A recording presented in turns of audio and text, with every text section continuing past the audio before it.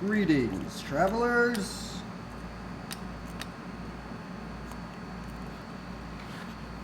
Doing another stream.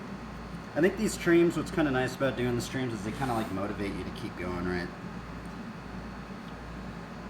I feel like if I wasn't doing these streams and I'm trying to like, I guess do these boring things, right, that I kind of have to do, I probably wouldn't do them because I kind of just want to do something else, right?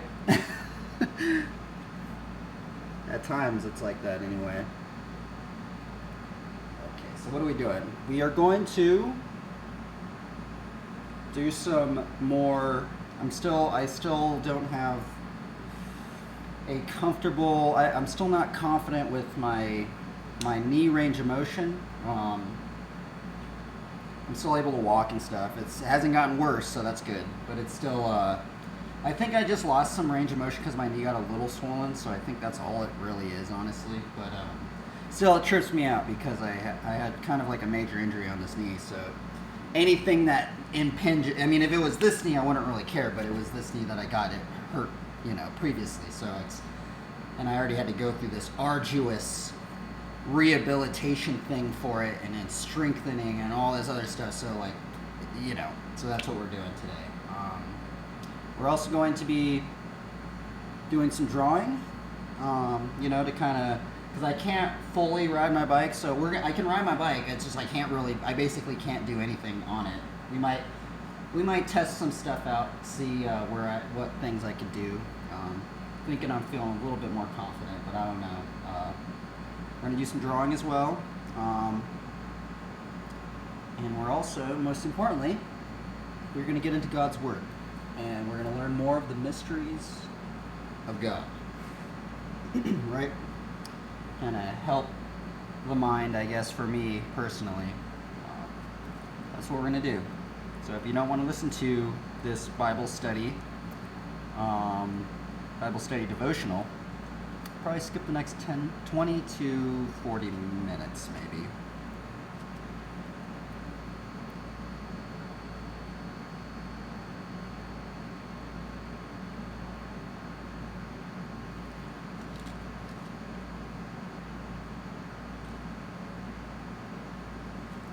Let's see what verses. I might even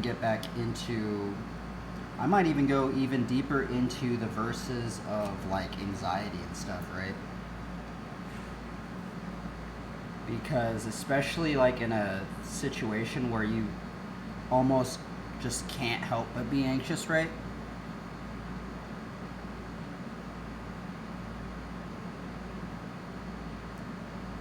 That's for me anyway. I don't know. It's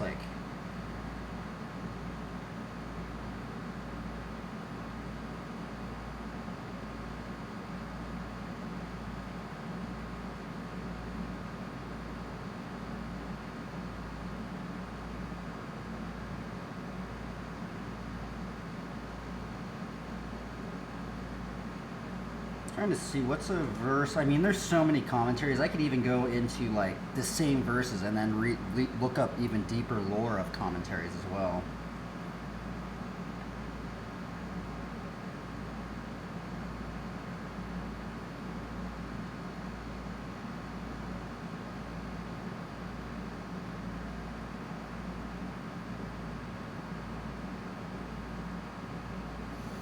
Could even go into Proverbs. Trust in the Lord with all your heart and do not lean on your own understanding. In all your ways acknowledge him, and he will make straight your paths. Should we do that one?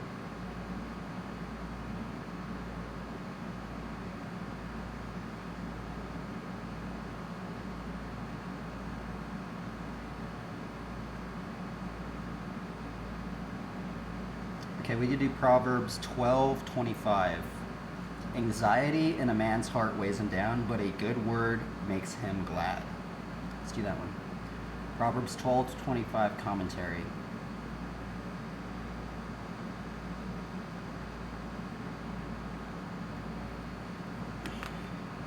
Let's look at it in here.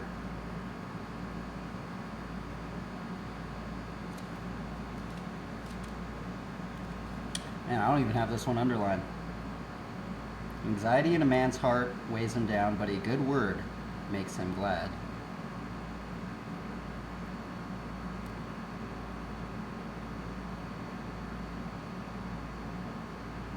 guess let's just read all of Proverbs 12, right?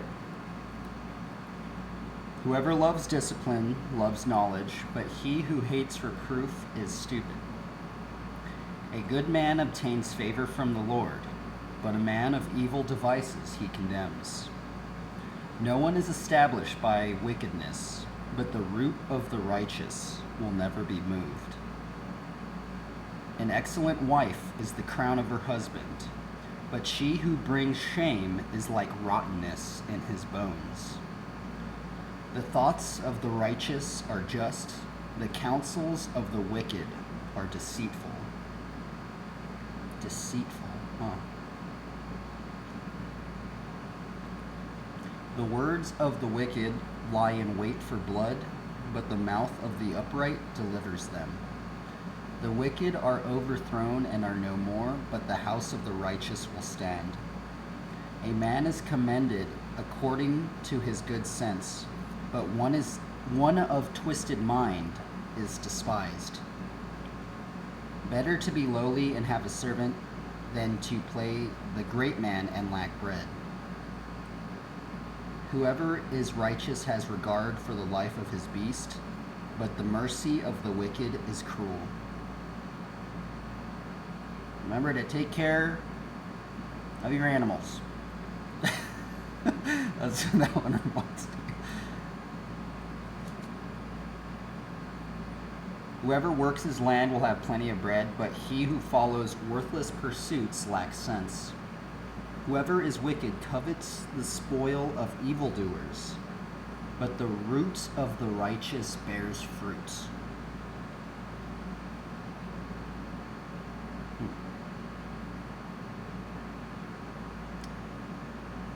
An evil man is ensnared by the transgression of his lips, but the righteous escapes from trouble.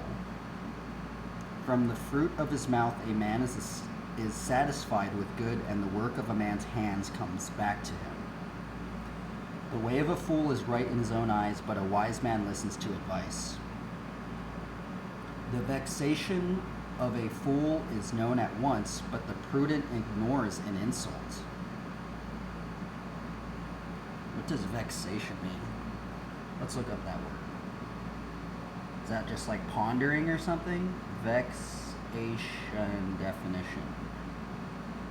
I've never really heard anybody use that word. The state of being annoyed, frustrated, or worried. That's weird.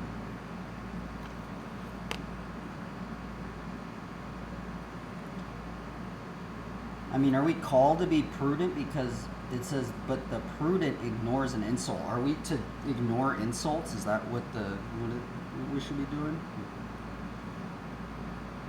Whoever seeks the truth gives honest evidence, but a false witness utters deceit. There is one whose rash words are like sword thrusts, but the tongue of the wise brings healing.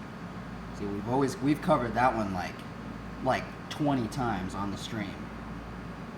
The tongue of the wise brings healing.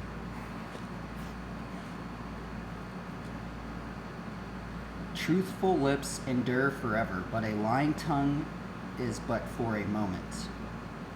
Deceit is in the heart of those who devise evil, but those who plan peace have joy.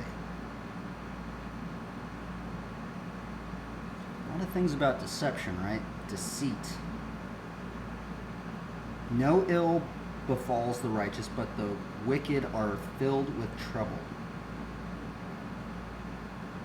Lying lips are an abomination to the Lord, but those who act faithfully are his delights.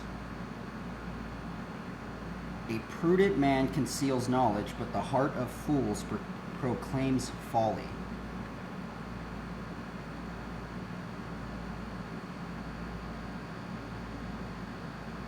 I guess that's the other weird one, huh? No ill befalls the righteous, but the wicked are filled with trouble.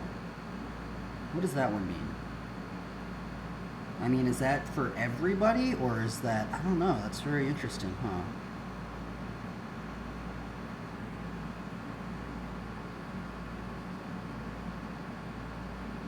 A prudent man conceals knowledge, but the heart of fools proclaims folly.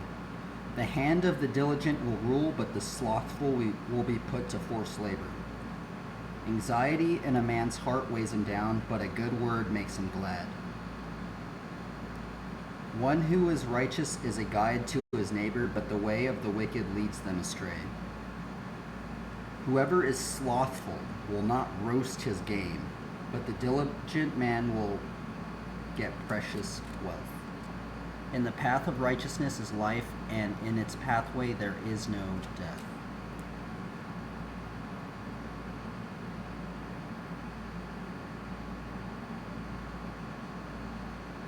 Let's look up anxiety in a man's heart weighs him down, but a good word makes him glad. That was Proverbs 12, by the way.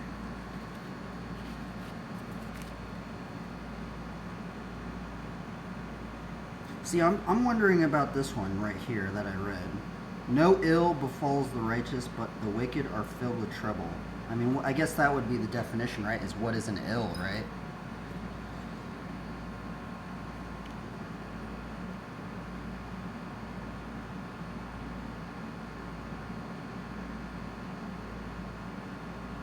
Anxiety in a man's heart weighs him down, so that's Proverbs 12:25.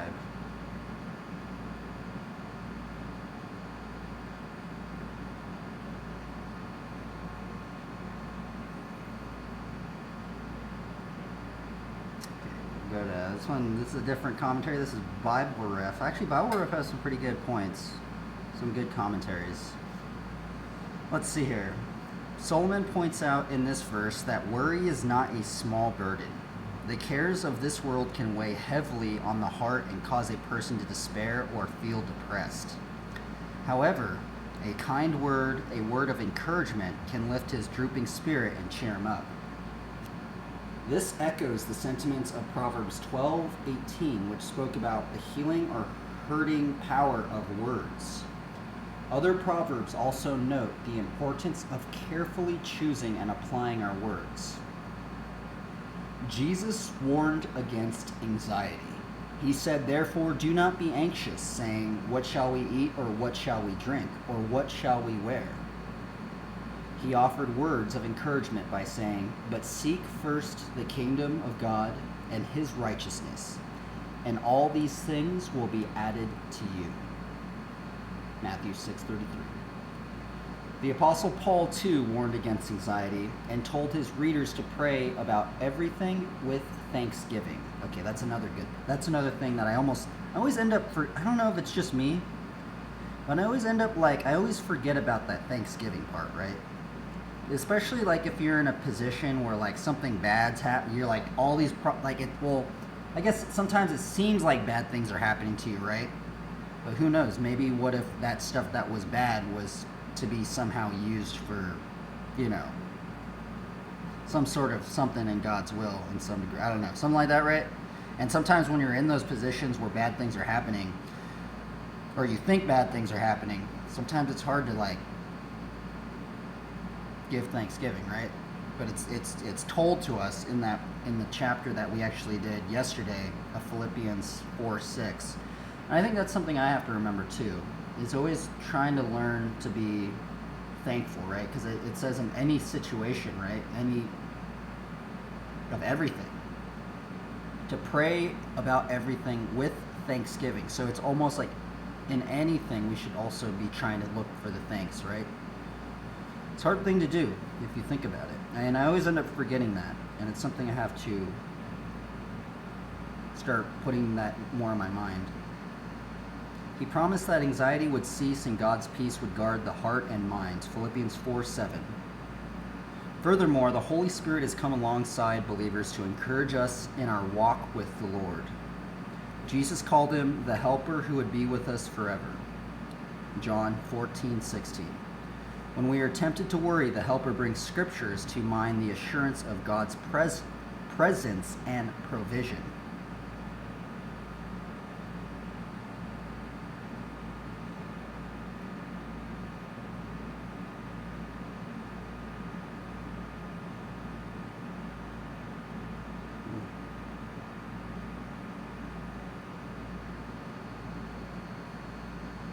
Okay. Well then, so we're going to go with that one.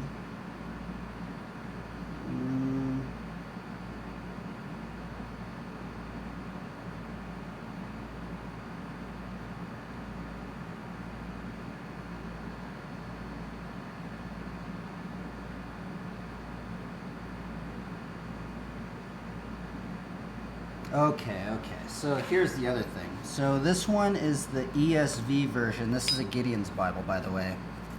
This is a Gideon's. I got a Gideon's. There's this, I think there's a King James, or maybe that's a New King James one, and then there's a King James one right there. The ESV, which I'm pretty sure, okay, yeah, so the ESV is, because you know that one proverb that I just read that was, I said, no ill befalls the righteous, but the wicked are filled with trouble. I was like, what in the world? Like, that doesn't, that's kind of confusing, right? But the KJV version says, there shall no evil happen to the just, but the wicked shall be filled with mischief. So that's kind of interesting, right? Because the ESV says no ill, right? But it's also, you kind of have to, like, in some cases I feel it's good. I feel in what I've been told anyway is it's good to read the different translations of the scriptures, because ultimately it is from the Hebrew and Greek words of the context, right? I mean, that would be crazy. Imagine having a Bible where it was like just straight Hebrew and Greek, and then it went into like all the different definitions of, I mean, there has to be some sort of Bible like that, right? Like, imagine having like a full-on like Hebrew Greek Bible, and then like on the side or something it said like this word or whatever, any single word on here, these could be the different definitions of that, and then you read all those words, and you can kind of get a better, like, maybe understanding of, the validity of maybe what the original definitions of the words meant, right? Because I think that's also another interesting thing with the scriptures, and another thing with the whole like prosperity gospel thing, right? Because what's weird about, I brought this up many of times, and it's very strange, but like, so, I think most people have heard about the prosperity gospel, right? Like the negatives and stuff about the prosperity gospel. But what's weird and what people don't talk about is that the word prosperity, the word prospereth, and prosper are used like 145 times in the Bible. And it's strange because then when you read that word, prosperity, prosper, prospereth, it kind of like, it's, I guess the weird thing is that sometimes, like, I don't know, I guess that would be the weird definition, is like, that, I guess that whole definition of that word could be so much different in a modern society sense, right? Because if you actually look up the word like prosperity, it means like wealth or money or something like that. But in some cases, I mean, I feel like, I think prosper even could, I think even like there's different meanings. I mean, because you could even be like prospering with like happiness and joy, and you could probably even be homeless, right? Or you could be like really, really rich and have all these problems of all this like crazy, stuff happening in your life. So is that really prospering? I guess that would be the other weird thing, right? Because I think that's, I mean, on Psalms 1, that's I think Psalms 1 is definitely one of those verses that I feel confuses some people, because like, let's just read it. Blessed is the man who walks not in the counsel of the wicked, nor stands in the way of sinners, nor sits in the seat of scoffers. But his delight is in the law of the Lord, and on his law he meditates day and night. He is like a tree planted by streams of water that yields its fruit in season, and its leaf does not wither. In all that he does, he prospers. See, now what do other people think about that right there? It seems like that last sentence has caused so much, has caused a lot of like confusion, and I think even like splitting of denominations in some degree, right? Because then they go, well, if it says in all that he does he prospers, does that mean in everything, or does that mean just in some things? I don't know. It's like I don't know. I mean, I guess we could look up the KJV. What does the KJV version say on that, right? Psalms 1:3.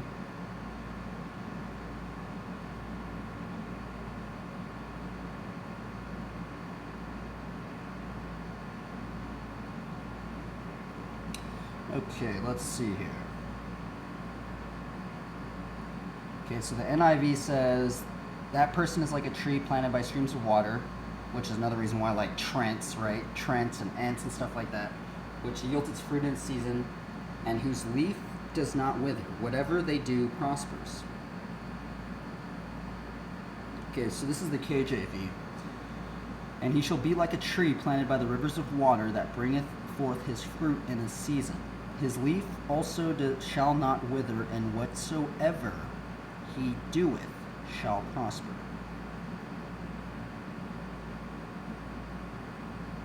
Let's read a commentary on. This is the commentary on Bible Ref, by the way. We're going to read it because I'm actually confused on this one as well, right? Because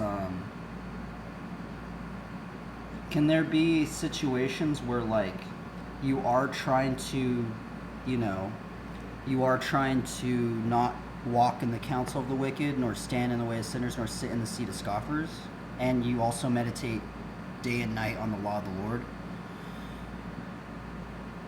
But I guess that's the thing, is what is the definition of prosper, right? Let's look that up. Because I know...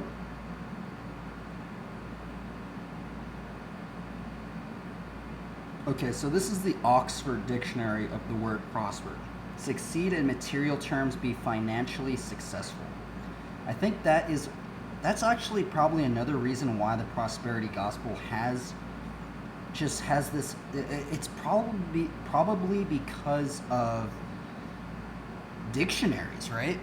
Like imagine back in the day, you didn't have the internet, right? And imagine like your town or whatever only had one type of dictionary, right? What if that one dictionary they had, everybody just, that was like the go-to dictionary, right? And then imagine like they looked up that word, they'd be like, oh, well, okay, well that's what it means, right? So I can only imagine this is why, these things have happened, is because of maybe dictionaries, right? Let's look up prosper definition Bible. Okay, so this one's different. I've actually read this one a while back because I end up kind of coming back to those ones because that verse is actually kind of interesting, right? I think Psalms 1:3 is one of the verses that's very confusing in the minds of, like, not only just people that look into the prosperity gospel also, but I think even people that don't even believe in the prosperity gospel, right? Because it's just this kind of like strange thing, right? Because it says, I don't know, it's just interesting. Let's see. Furthermore, let's read this is the, what is this?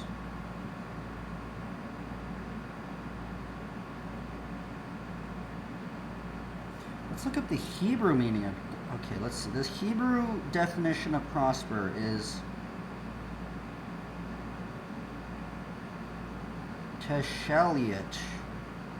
We all go into business with hopes to prosper, so I couldn't think of any more appropriate word of wisdom than the one for today. It is the Hebrew word translated as prosper in the Genesis story of Joseph. What does that mean? Why would they say it's so weird, right? It's so strange that they would even. I wonder, right?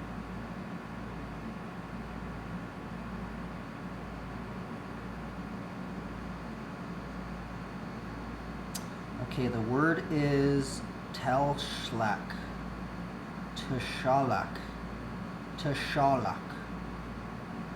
A primitive root to push forward in various senses. Literal or figurative, transitive or intransitive or intransitive, break out, come mightily, go over, be good, be meet, be profitable. Cause to affect, make, to send, prosper. Prosperity, prosperous,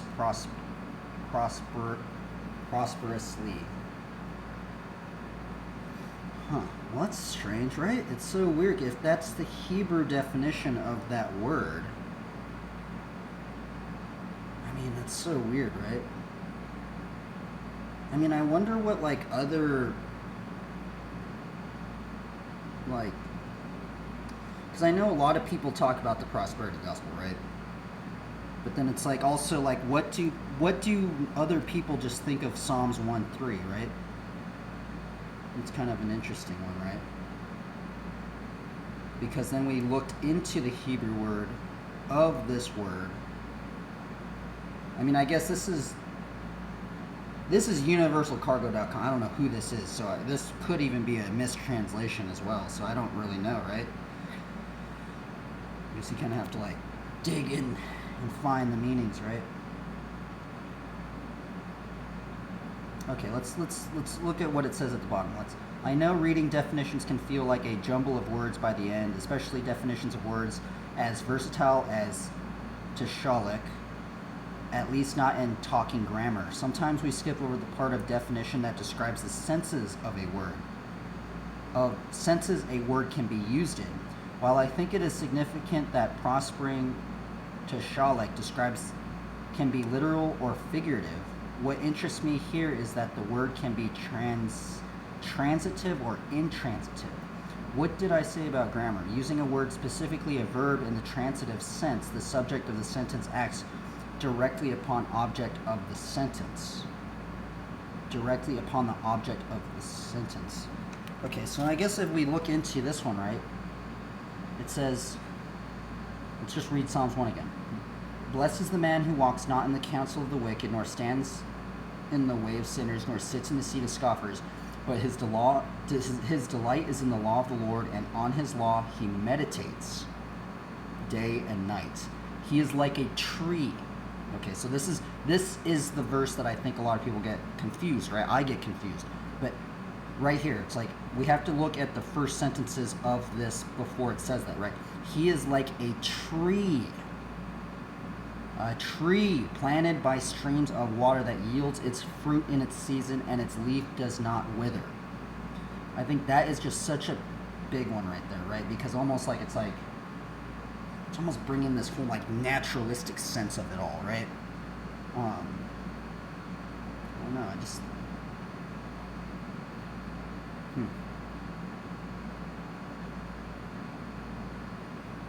But I do know that this verse has confused a lot of people.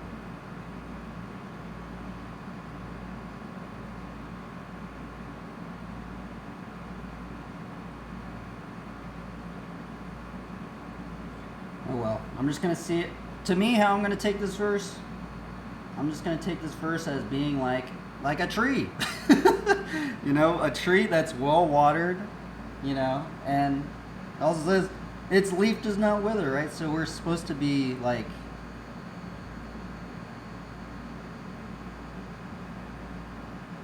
bearing fruit, like maybe not bearing fruit all the time, but we're supposed to just not be like withering, right?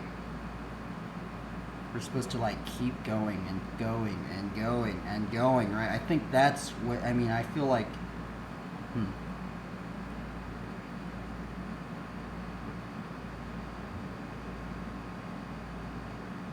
See, and then this is the Merriam-Webster dictionary. To succeed in an enterprise or activity, especially to achieve economic success. To become strong and flourishing. See, I think that's the other problem. I think I'm wondering actually now, I'm thinking about it, is how much has modern dictionaries influenced people's mindsets on scripture, right?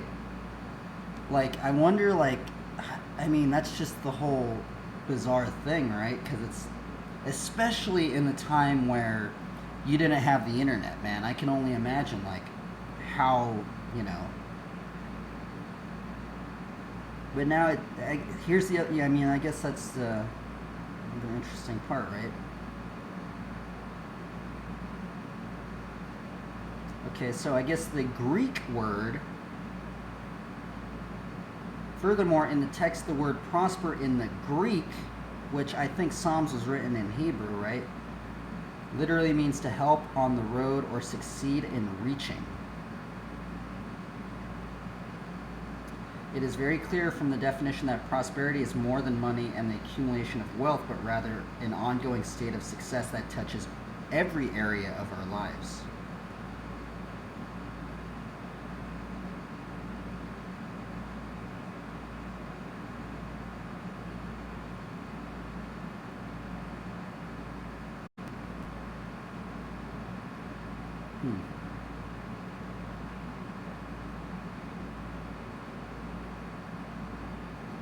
So yeah, be wary of that. There's a lot to actually be learned, because I think that's what confused me, is because I always hear pastors talk about like the prosperity gospel is all bad and all this stuff, but they never really go into it, right?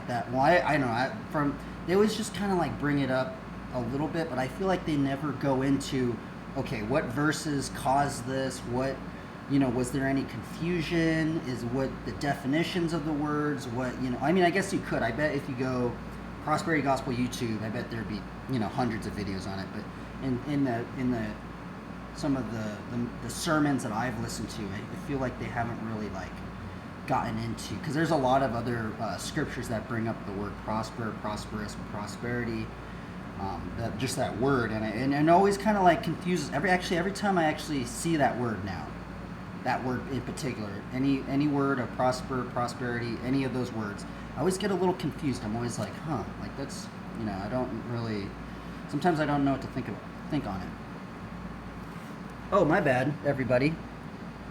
Hi, Bum. How do you, resting? Hi, Jamie. Look at your screen. Oh, my bad, dude. I've literally just been like, I'm just searching the word, man. Yeah, be wary of the prosperity gospel, I guess. That's what a lot of pastors say, right? But also, I will say, what is your take on, like, look up the verses on prosper and prosperity and stuff like that, and what is your take on it? What is your take? My own take is, I feel like we also have to look at the context, right? And I think there's a naturalistic context of this, well, in Psalms 1 and 3 in particular, and in nature, does nature need money, right? It seems like in nature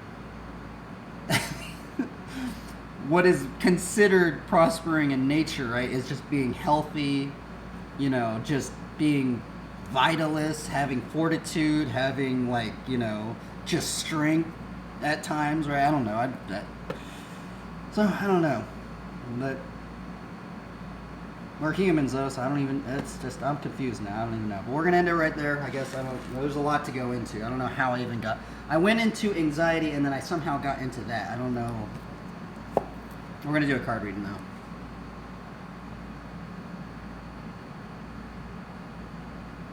How's your leg? It's still like not 100%, and I'm still kind of tripped out on it.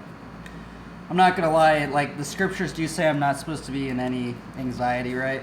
But I kind of have been, and it's like, that's why I keep reading about anxiety, right? Because it's like, because oh man, it's a gnarly thing, man, especially like, it's not that gnarly, because it could have been so gnarly where I couldn't walk, and I did kind of tell myself, if I got like another really, really bad knee injury on this leg that I already like tore my ACL, or the doctor said I still had some bands or something, and I said like if I got another knee injury, like I would actually probably go get the surgery. Well, it happened.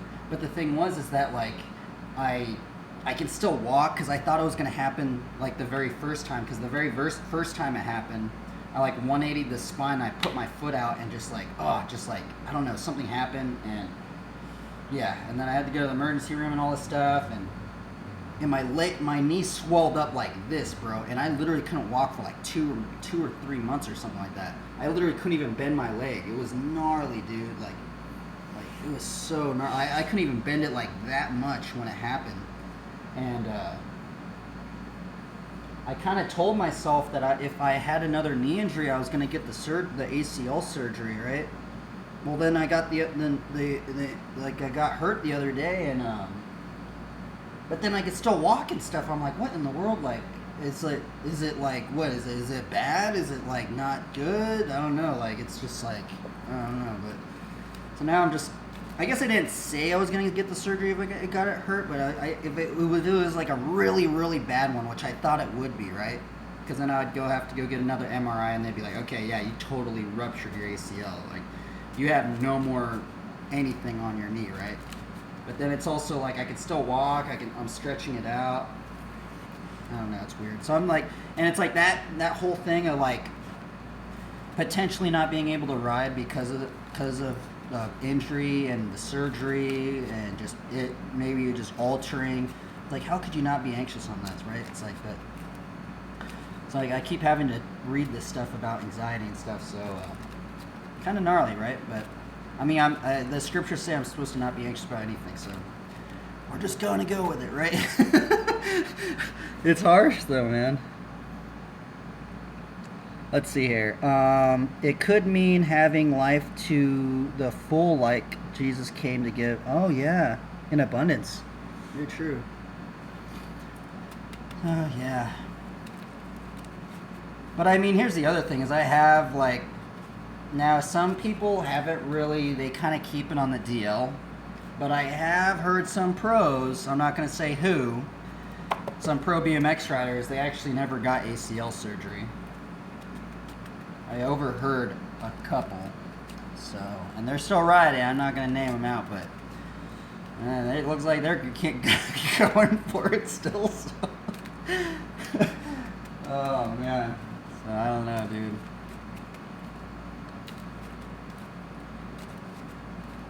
But I do remember, like, the orthopedic doctor, he was just like, yeah, you didn't completely tear it, but you still have some strands in there. I'm like, okay, well, all right. And then, like, I can even do the Lockman test on me right now. Like, that's another big one, Because I've seen people do the Lockman test on themselves. Even, like, if you watch, like, Mark Webb has something, because Mark Webb tore his ACL too. I think he was actually doing the Lockman test on himself. But he did the Lockman test on himself, or it was like somebody else that tore their ACL, and literally you could see this shin bone, like literally come out like a centimeter, like that. Like, if that happens, you do not have any ACL. You've totally ruptured everything.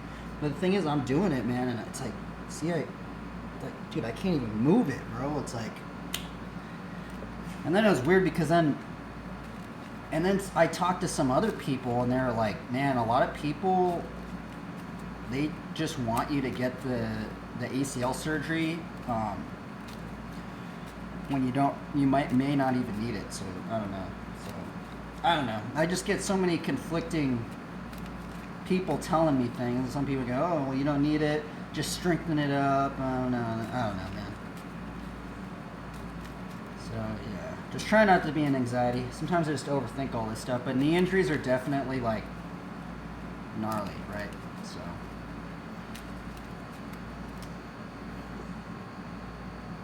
it will get better over time, yeah. Hopefully, man. Hopefully.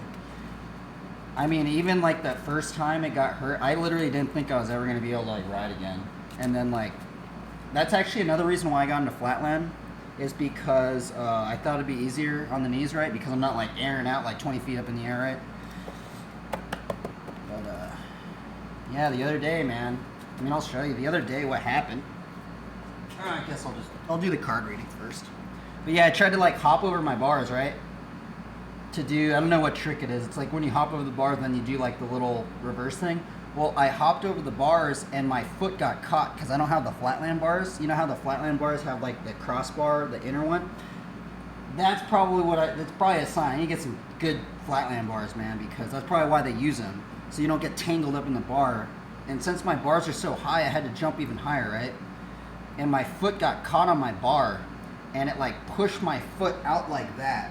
And I was kind of going a little speed, and then like my foot landed like this on the ground while I was kind of having speed, and it kind of like jerked my leg all weird. And I thought I felt a pop. I don't know, but maybe I didn't. Maybe I was just tripping out because also sometimes my knee does kind of like pop sometimes. So it might have just been that. But I thought my knee was gonna like blow up, like balloon status. It didn't do it. Just kind of felt weird. Kind of lost some range of motion. That's kind of what tripped me out. But yeah, try not to be in anxiety, man. It's kind of hard not to, but just try and, I guess try and follow the word, right? It's like it is harsh, and confusing at times. But we're gonna do a card reading. Let's see what we draw. So today I'm really not going to be doing like, I can't really, I mean, I might try some stuff on my bike, but I'm not fully confident to go all out yet, again. So, I mean, there's a big time, dude. There's like a good maybe year or two where I like had I forgot I even messed my knee up, to be honest. I was like, what in the world? Ugh. Okay, we're going to do a card reading.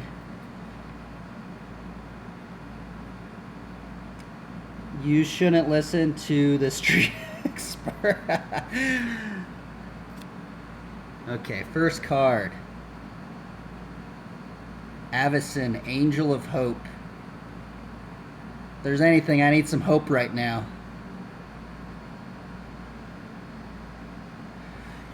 That was a good card to draw. We cannot lose hope. It was a good card. I needed some hope, right? Don't force yourself to ride a bike. I know. I just love riding the bike, dude. It just like kind of keeps me sane in some degree. 3. Angelic Benediction.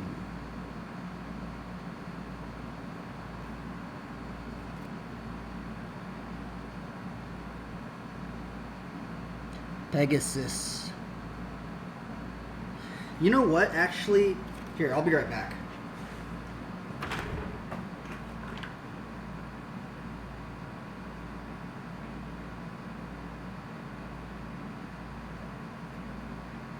I was kind of thinking, like, what was strange is that, like, there's this other believer, and they tore their ACL. They didn't get surgery or anything, but they did recommend taking collagen. I never taken this stuff before. This stuff right here. They did recommend taking this stuff, so I started taking it, right? I literally just got it right after my knee injury. And it kind of got me thinking, because I started looking deeper into this stuff, and I actually looked up, like what do animals do? Like, right? Like, what do animals do when they tear their ACL, right? It's not like they get surgery or anything. I mean, I get a lot of people say, oh, well, the animals just die because they can't, get like surgery or whatever, right? But that kind of made me wonder. I'm wondering, like, if animals get more collagen from their diet, because a lot of them just eat all this crazy stuff, right? Especially if, like, you're, like a lion or something, right? They're probably eating the bones and bone marrow and all sorts of stuff. So I'm wondering, like, I don't know. So I'm wondering, like, does every animal that tears their ACL in nature, do they just die because they just can't run anymore? Like, what? It's like, because they can't get surgery, so it's like, I don't know. So sometimes I wonder if they just get a lot of collagen in their diet and it just somehow helps to heal them. I know it sounds completely weird that I'm saying that, but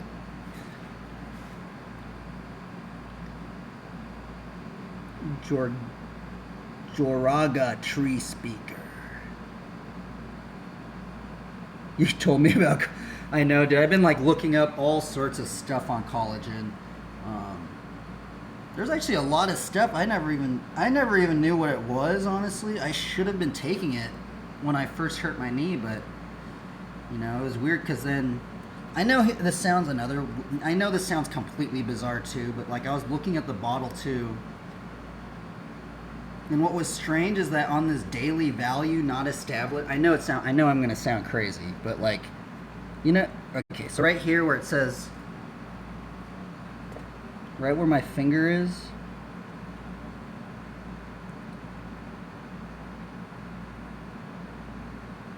focus. See how it says daily value not established right there? Well, then I saw that little cross right there, right?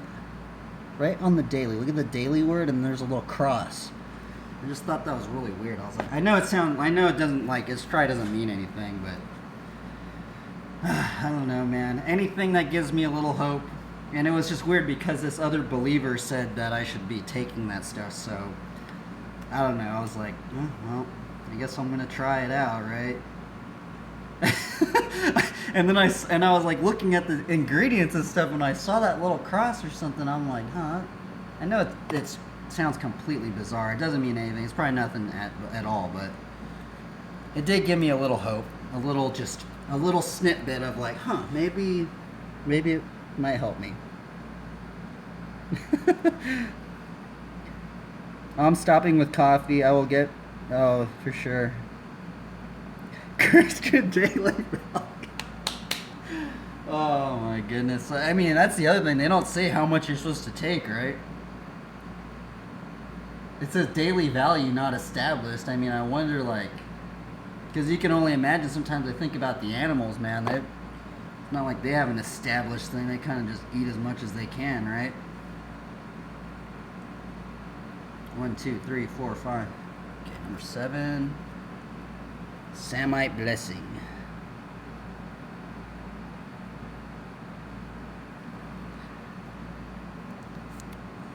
Number 8. Silver Knight.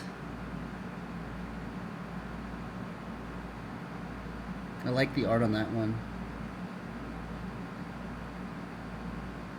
This card actually, there was this knee brace that I was kind of looking at too. It's called this, I think it's the Donjoy, and it's called Armor. And I was looking at it too. It's like a $600 knee brace. This is gnarly. I'm probably not going to get it because it's so expensive, right? But I guess you have to go to the hospital. You have to like get it like they measure your leg out or something, right? And like it looks like some sort of like it's kind of like this knee brace right here. This is the one I got in the emergency room. It's kind of like this, but it's just way like gnarly looking. It looks like it's like made out of like metal, and it's just like it has like 2 bands right here. And like I was like reading up on it more, and I guess like a lot of people like in football and stuff, they wear them even if they didn't tear their ACL because it protects your knee so much. Like, I've been kind of like maybe looking at it. It's called the Donjoy Armor, and just the word armor, you know. Well, maybe that's what I need. I need to get that. Okay, well, that was, I guess, the card reading today. And I guess we're going to do some knee exercises now.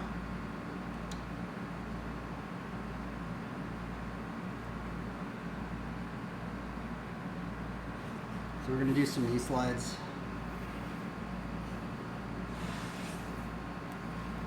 Do right here. See how much more I've gained. Okay, so just to frame a reference, this is how far I can push this. This is how far I can push this one back, right? I literally put my weight on. Dude, I wish I never got a knee injury. Oh, it's brutal, dude. Gosh.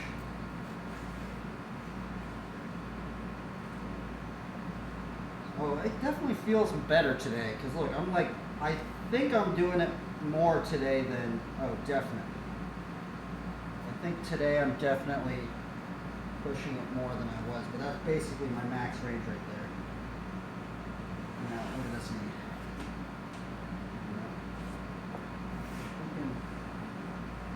It's definitely getting better, because like that, I was like, I think like out there yesterday, right? I mean, I guess I don't know, but I couldn't even just be in the same spot, but it feels like.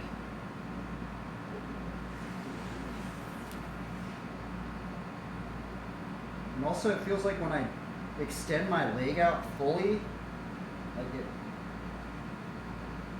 just feels like it's like kind of like, I can fully extend it, which is really good, right? But it's also like, it feels kind of like a little strange. I don't know. I'm just hoping to eat a lot.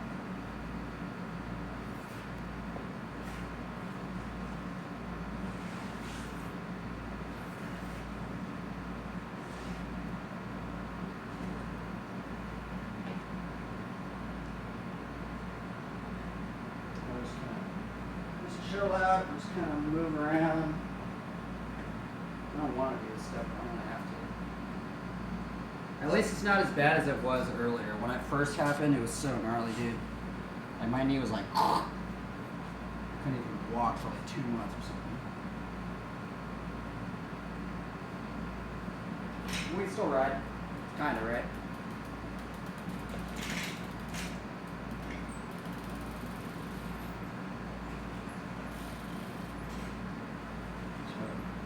Ease into it.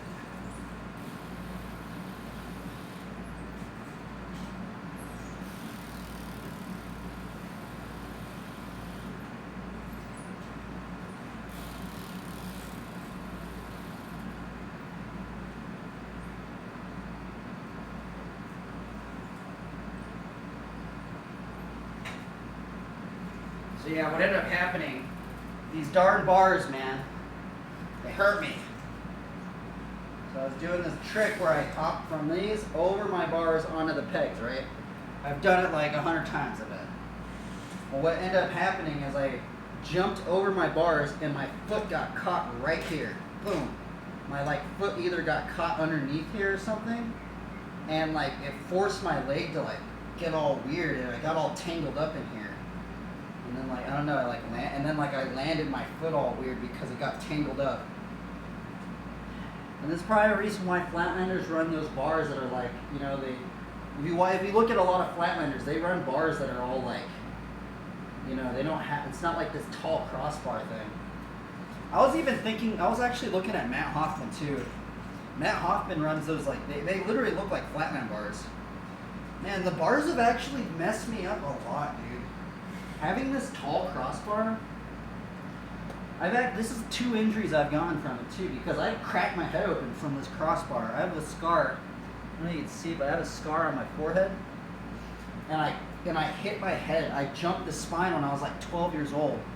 I like jumped this spine, actually literally the same spine that messed my ACL up, and I freaking I flat bombed it, and I had a helmet on too. I literally had a helmet on, and the weight of it from just flat bombing it so much, I hit my head right here. Boom. Because I had like the tall crossbar, right? And I feel like if I had the crossbar where it wasn't that tall, I wouldn't have hit my head on the freaking crossbar. You know, honestly, I'm wondering if those like the bars that like Matt Hoffman uses and like the Flatlanders, I wonder if they're just safer, right? Like they might be heavier or something, but I'm wondering if they're just safer because like I've already gotten 2 injuries because of the bar crossbar. I don't know.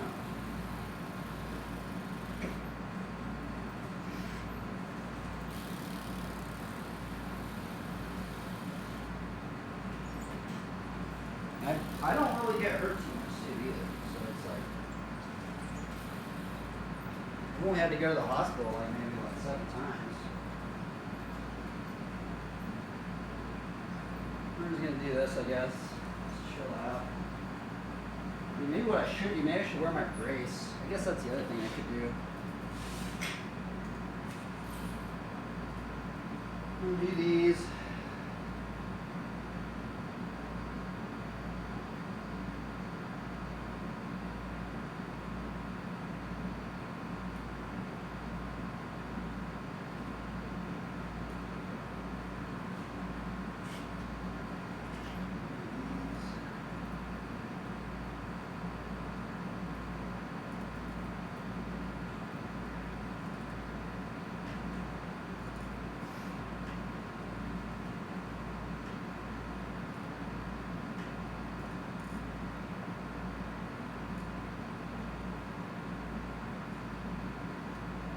Like probably pretty good to do it there.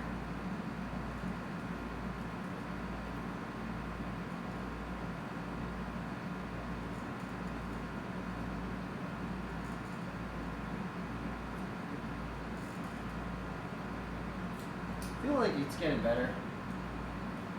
Feels like I have more like dexterity in it, so I know it's getting better. It's getting better. There shouldn't be coming out. I just don't like being confident, you know. I want to have that confidence where I could just just jump down and just land on this leg and just boom, just, you know, not have anything happen, right?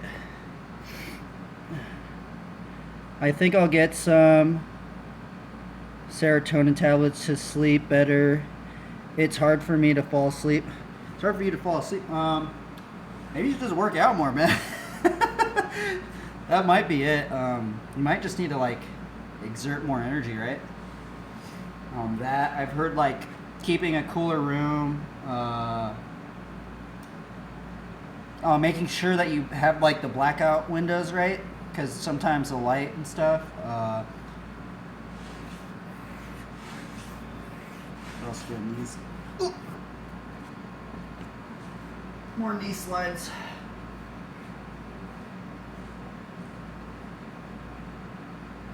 It's definitely getting better. I feel like I definitely got some more range of motion.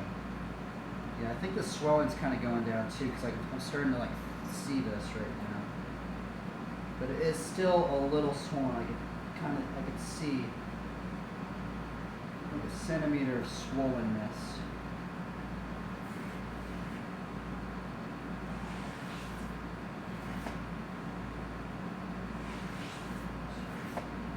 It's just the knee slides. I mean, I guess even if another thing I've been told is even if you do tear your ACL, you want to do these even before you get surgery. So if you're out there and you have a torn ACL, you come join me. You can do these exercises. But another really important one is just firing off your quad right here. I'm so glad I could do that, because when I first messed my knee up, I couldn't even. It was like stuck like this. I couldn't even bend it down. It was gnarly. And now look at this.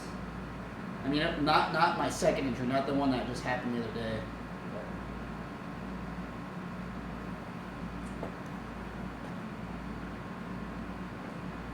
But yeah, it's definitely feeling better.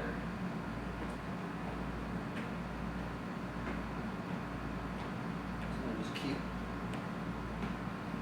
getting range of motion, I guess.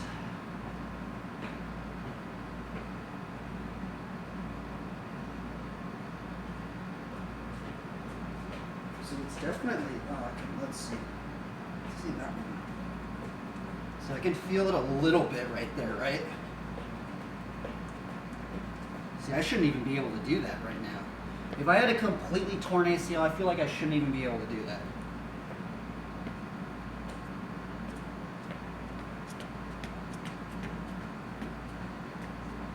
It just feels just a little tight, you know?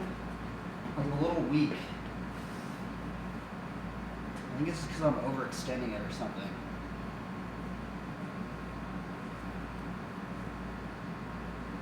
It almost feels like I can't fully extend it back. I think it's just because it's a little swollen.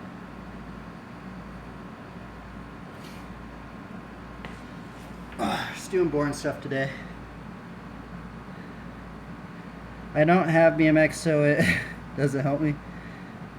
I just work out very heavily with lifting weights, but I still have some energy, and I don't know how to. Are you taking pre-workout?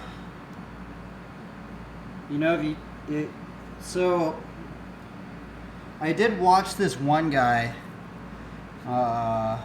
What's his name? Fudge. I almost cursed. Sorry about that. What's his name? His name's Mike O'Hearn.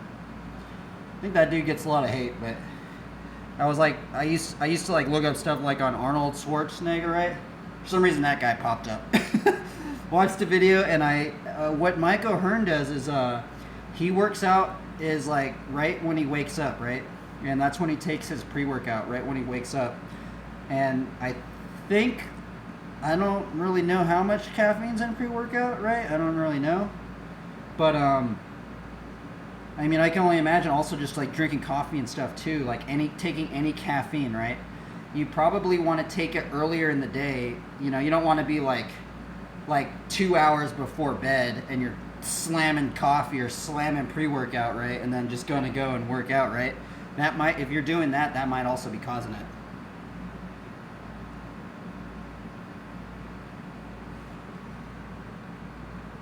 No, I don't take any supplement. I just have a lot of, for sure. That's probably another thing too, right?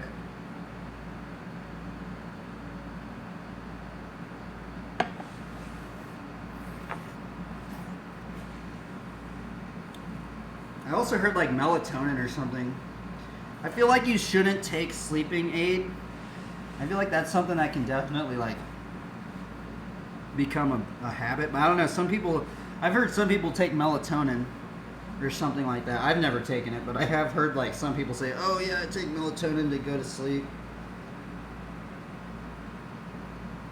Okay, it's definitely getting better. My knee is definitely getting better. I can feel it. I just got to keep doing these boring streams, but I just don't want to rush into riding too fast.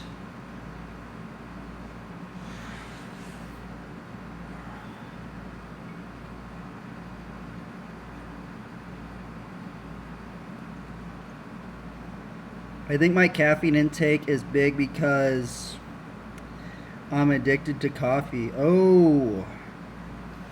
Yeah, actually what you should do is you should have like a cutoff timer. Like I try not to drink coffee past like 4 p.m., right? I think you should have like a 6-hour window until you go to bed, right?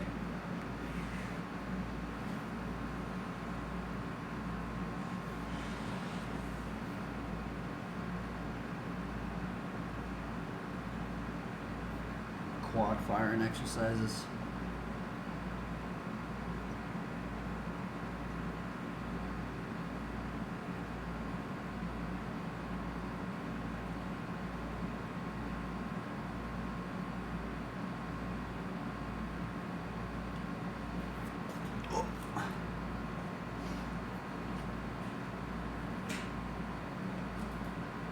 Right around more.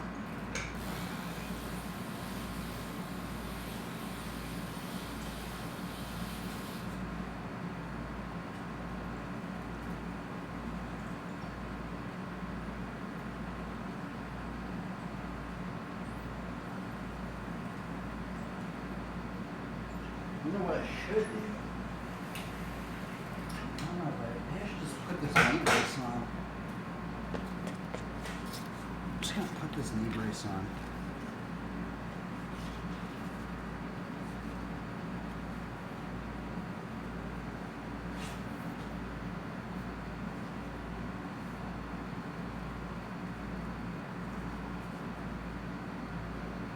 I haven't even really tried this knee brace out. Test it out. I'm gonna just tighten it really tight.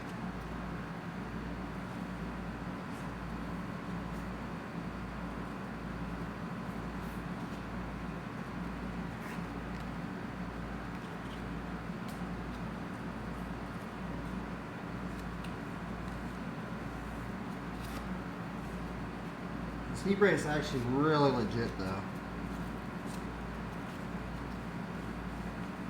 Feels really legit anyway. Yeah, this thing, like, look at that.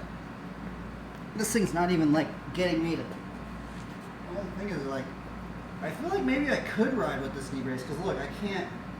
I feel like that's what I'm worried about. I'm worried about jumping and then like landing on my knees like that and then fully like going to that extension. But I feel like if I wear this right here, see, it's not gonna let me like.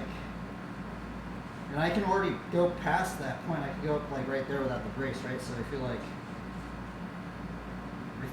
this would like protect that, right?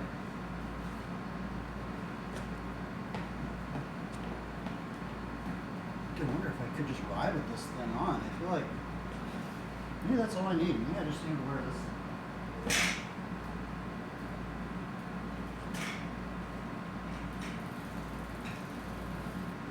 Definitely like limits my range of motion, but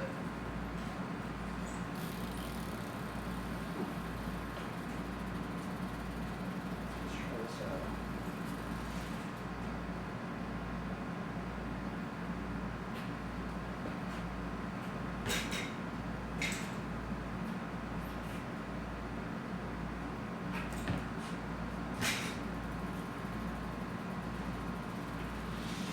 I'm just testing it out.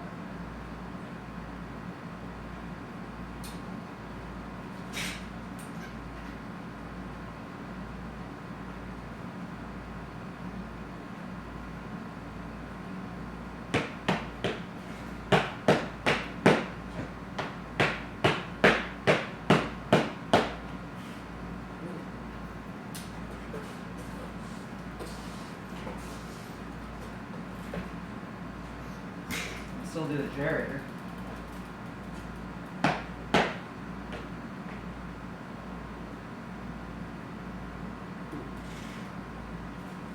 think I can still ride.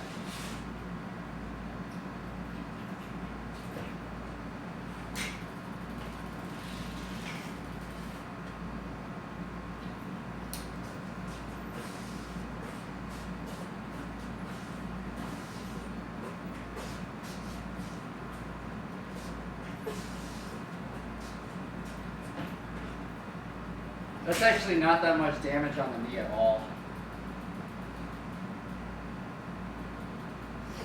Because all I'm basically doing is just standing on this peg with this leg. It's not like I'm like moving it. It's not like I'm like, it's very easy on the knee.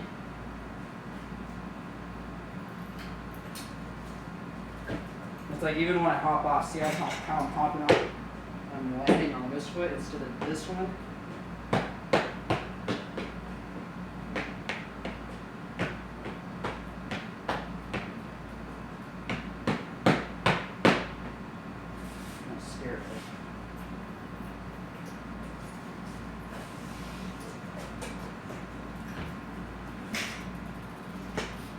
Shit, I can still do that.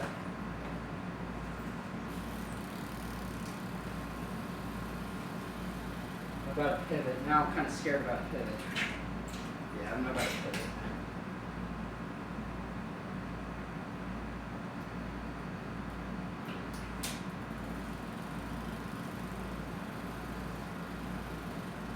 I don't know if I can do it. Let's try one.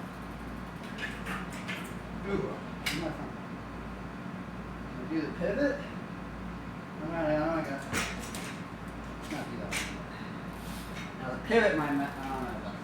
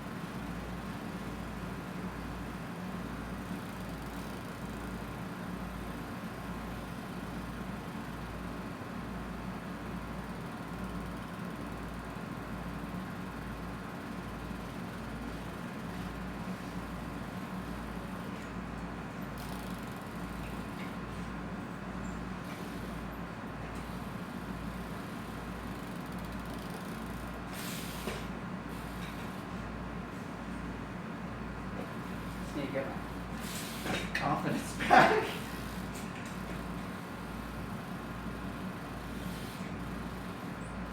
I'm slowly getting more confident.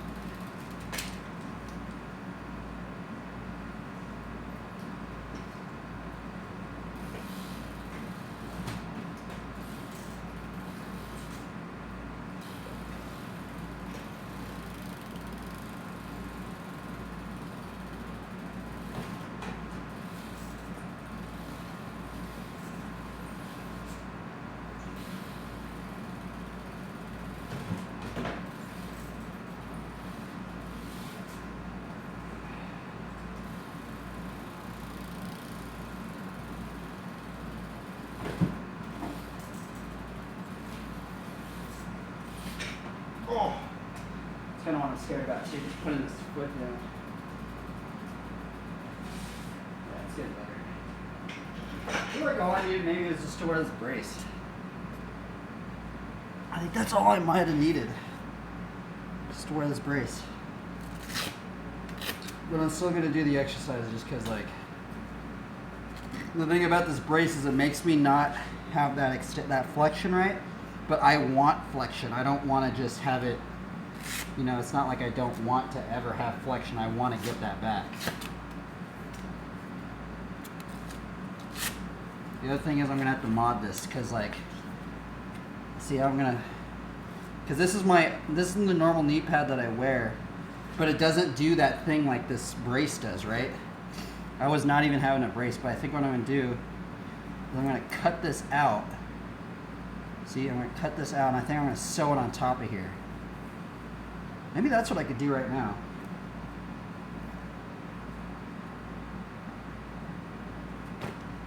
Oh, maybe I could just do it.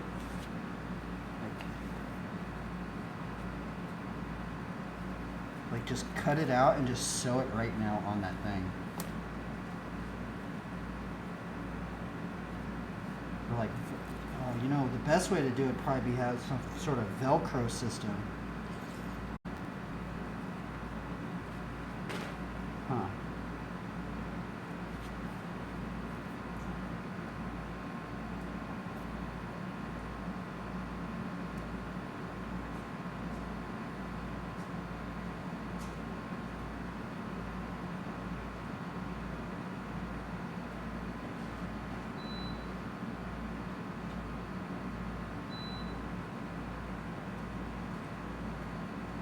I'll be right back. I'm going to go get some drawing, so we're going to draw.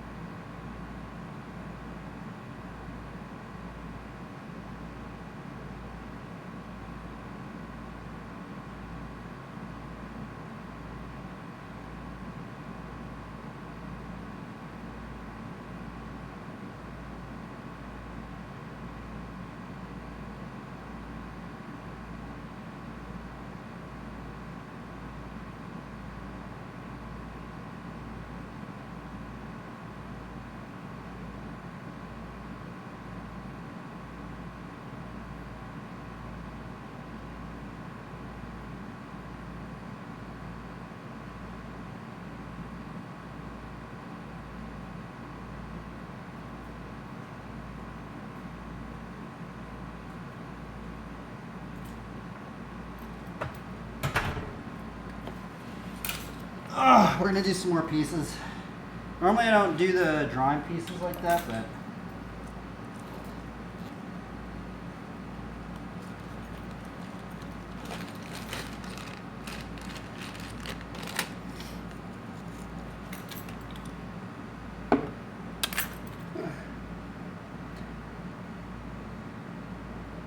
I think my caffeine intake is big because I'm addicted to coffee. Oh, certain. I think we're going to do a drawing stream. I'm pretty stoked though. I'm happy. I think my knee it's not bad. I know it's not bad, so I shouldn't be worried, right? But man, when that stuff happens, man, dude, it trips you out. Especially when you when you really got hurt, man. How could it not trip you out? I mean, I don't know. Okay, so anyway, we're going to do a drawing stream. The problem with the drawing stream I did yesterday is that, yeah, no, I need not overthink it.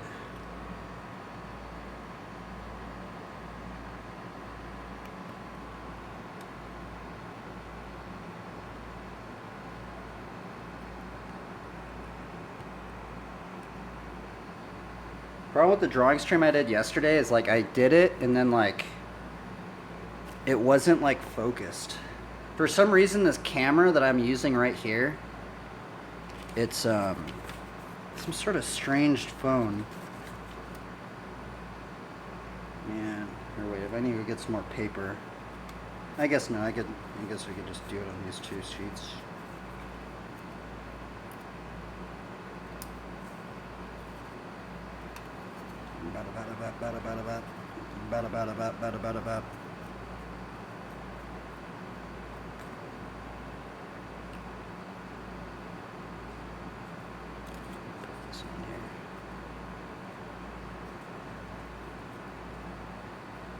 I'm gonna do a graffiti style. Normally I don't do.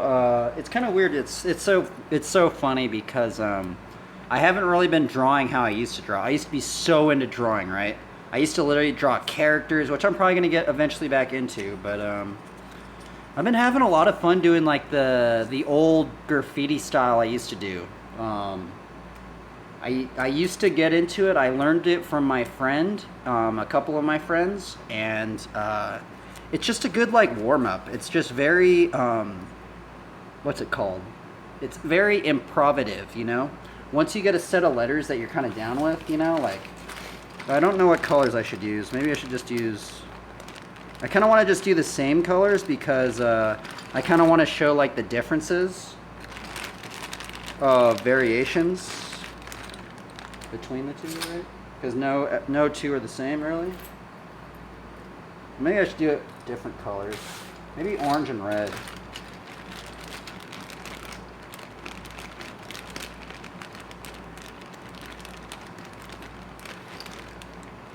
Should I do orange and red? Or blue and this color? I'll do this. I really like these colors because it reminds me of like sharks or something, right?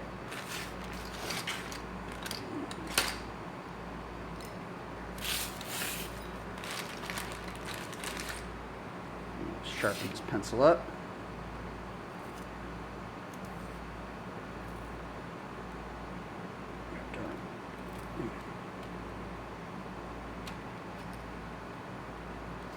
Sharpen this pencil up.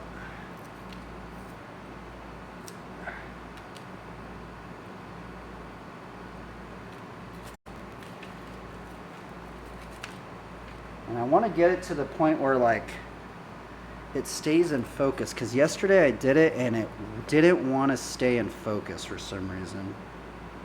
I don't know why. Where's my other phone? There it is. I'm gonna put some music on. We might put on the Buck Bumble soundtrack again.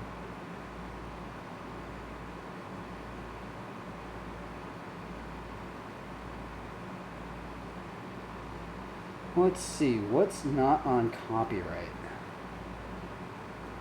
I guess we just go drum bass non-copyright.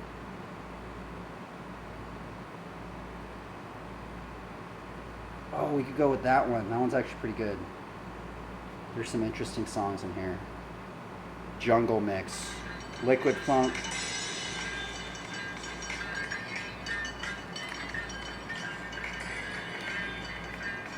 Oh, you know what? Maybe I could do it opposite. Have this one, the bass layer, and then do it. Yeah, I think that's what we're gonna do.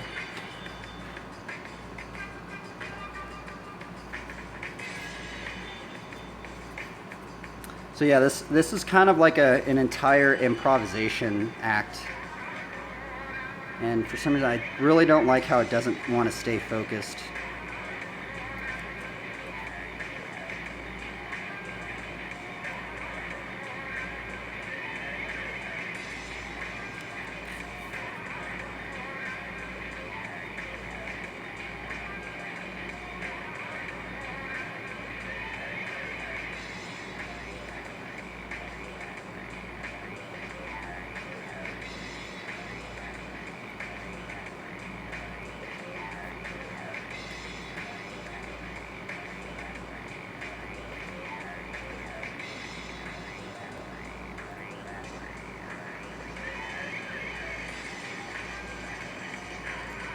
Why doesn't it want to focus?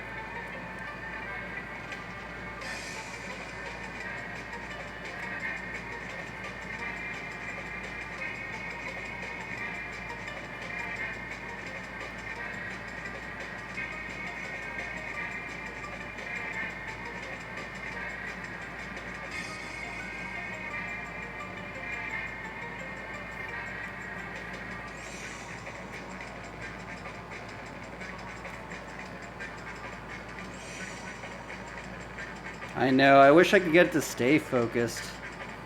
It like doesn't want to like stay focused for some reason. Maybe I gotta like have something in the back. Here, let me try it a different way. Okay.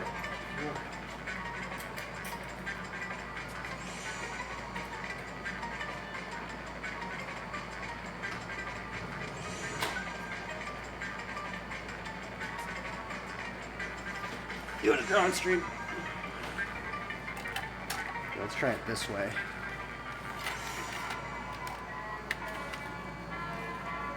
I think maybe because I have all this stuff in the background that it's focusing on that and then not on this.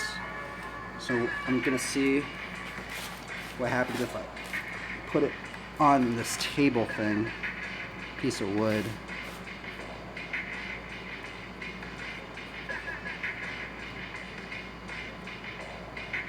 I think that's better.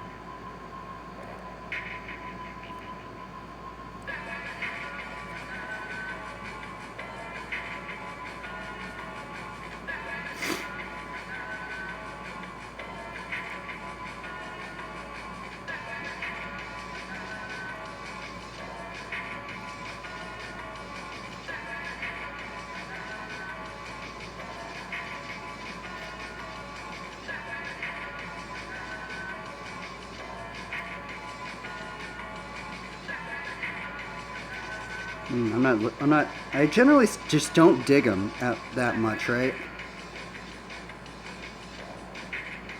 You kind of have to just keep going with it.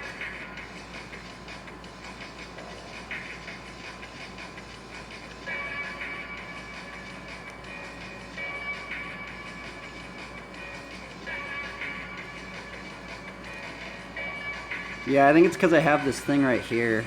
Because I think if I didn't have that thing, it focuses on. It wants to focus on the ground. It's a good call out.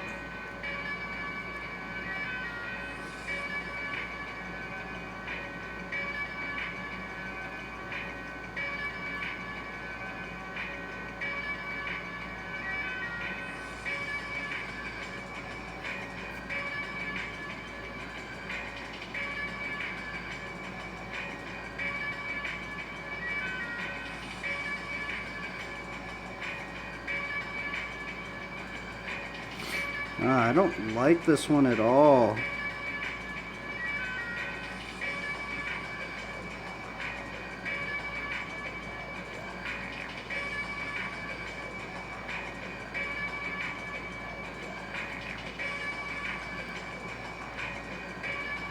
Basically what it feels like is it's like you're doing a maze, right?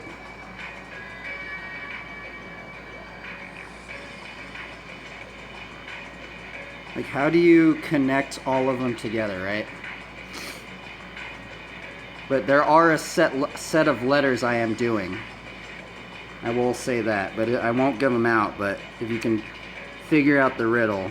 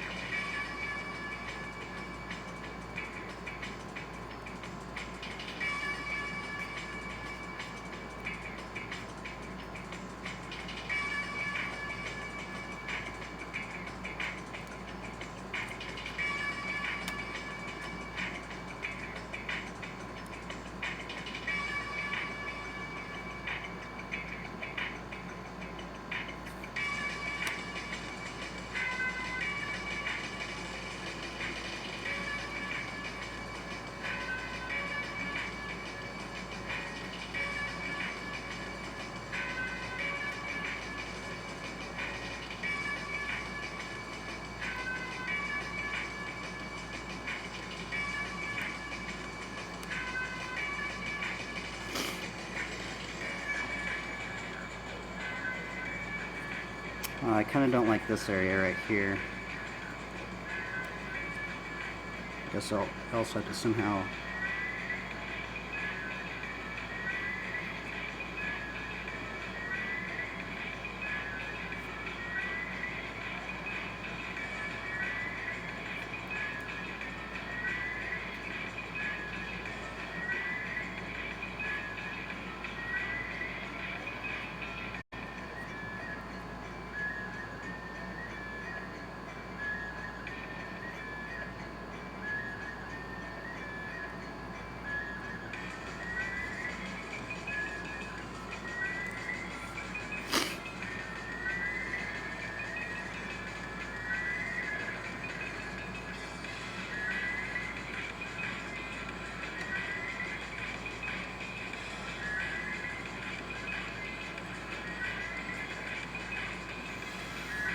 What do I do in a day?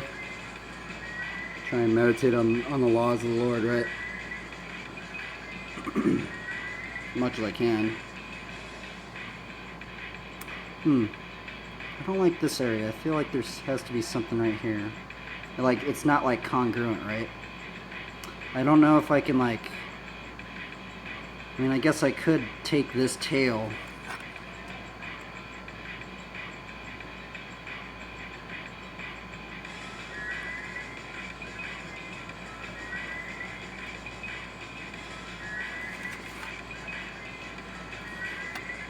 Kind of looks interesting.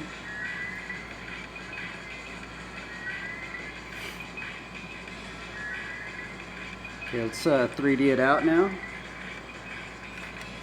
I'm going to do a 3D like this.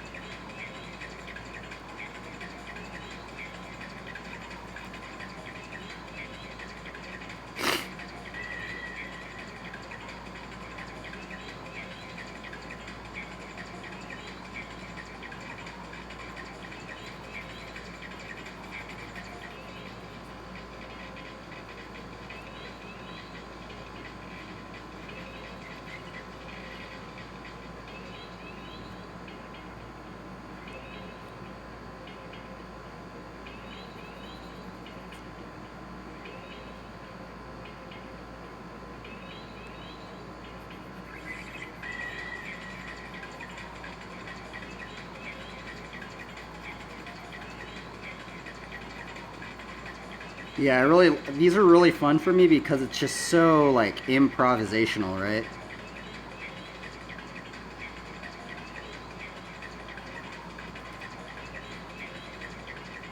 Like you just kind of have to go with your mistakes. And that's what's interesting about this style.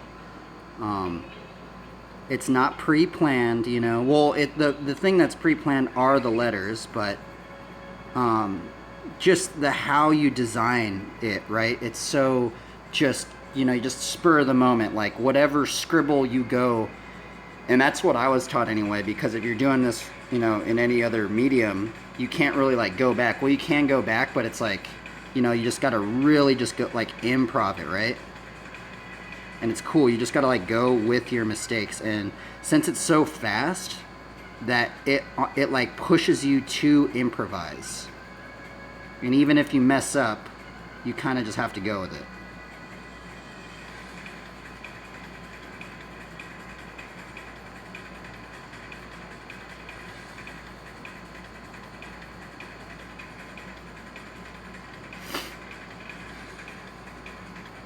Start pushing it on this side now.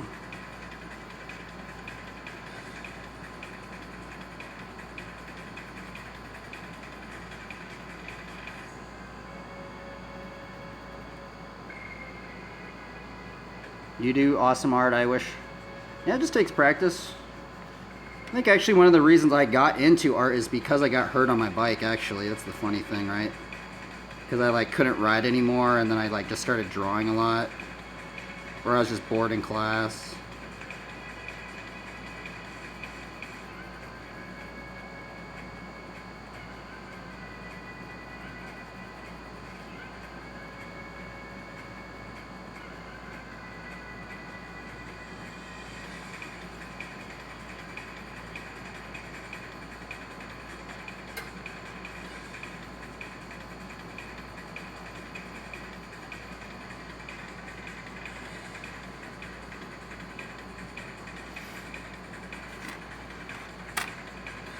I think we're ready for a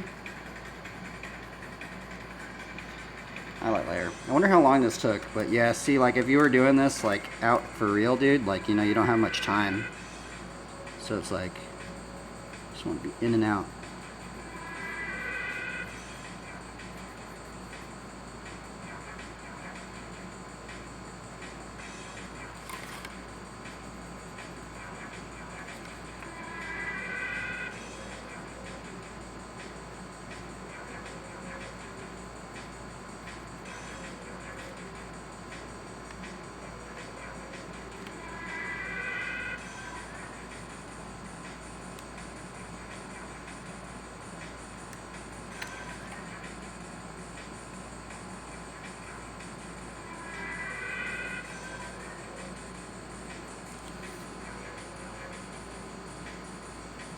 I kind of really, I like the other, I like it the other way, with using this color and then having the dark as the outline. I don't really like having this one, but oh well.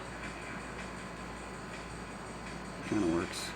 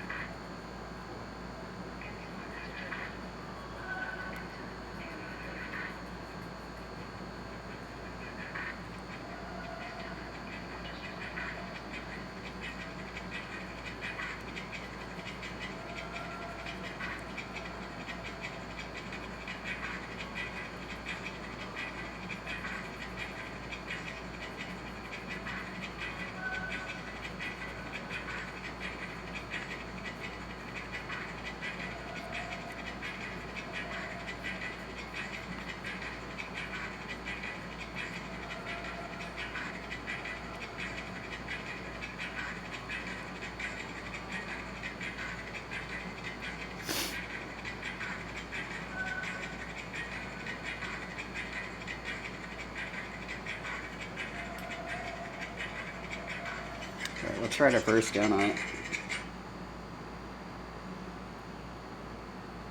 Didn't you say there was a verse that you wanted?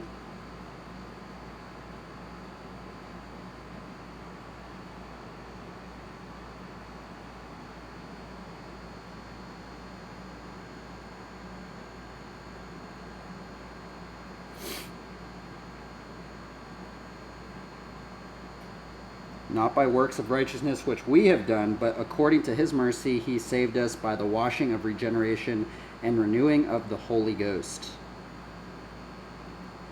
That's a good one, man.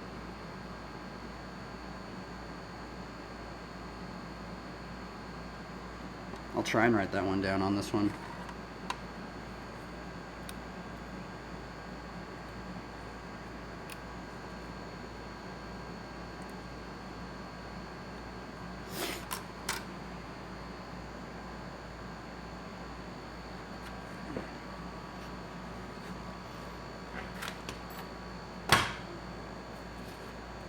Kind of want to do it in the handwriting.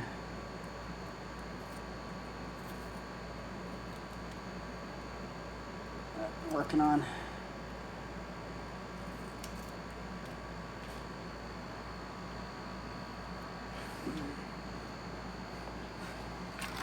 Let's see if I could do it with this handwriting I used to do.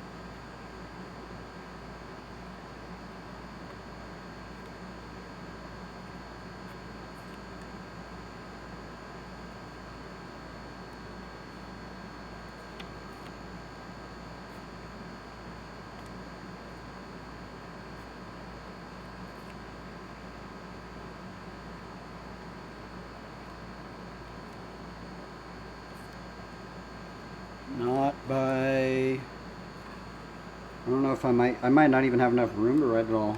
Works. See, that's the other reason why I don't like writing in this hand style, is because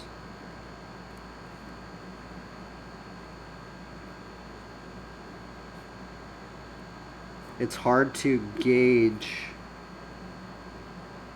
how much room I have to work with.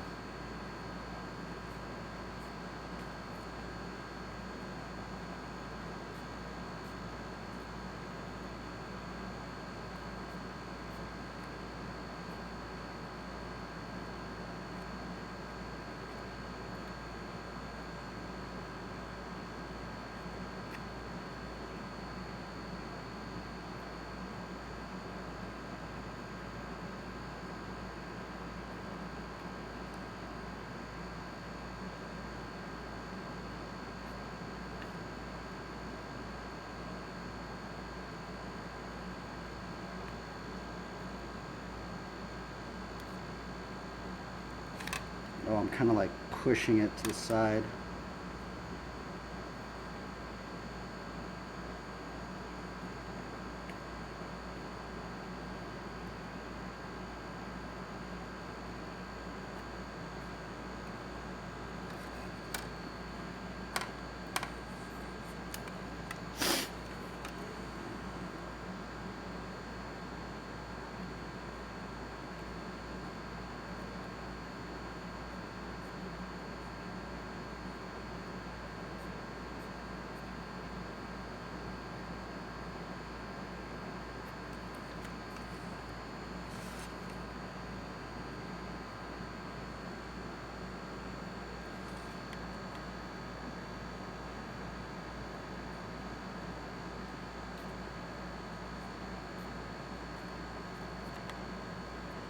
See, sometimes I like to leave the tails really long.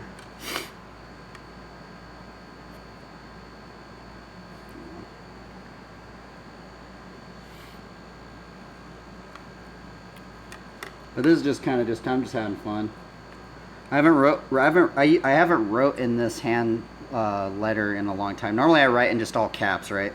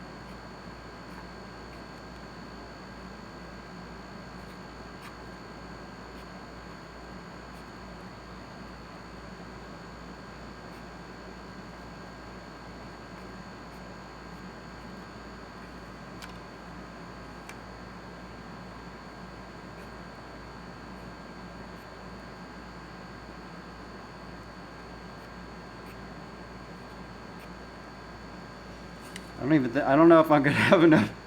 I wrote it too big. I might have to just even write it in here. I only got to, not by works of righteousness which we have done, but according to his mercy. Let's see if I put his.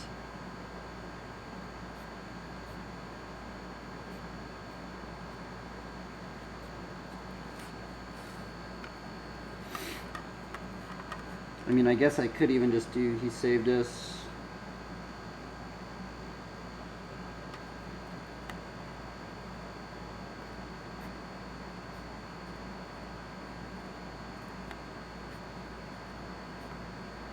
I'm really trying not to misspell a word here.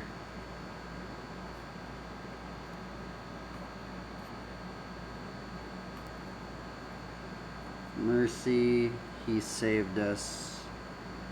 Mercy,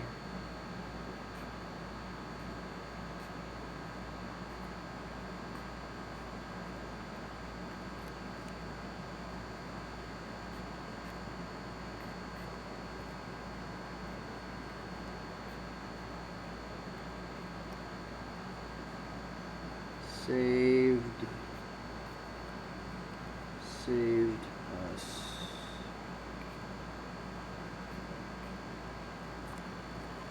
I use kind of see kind of look like V's. I don't think I'm gonna be able to fit it all in.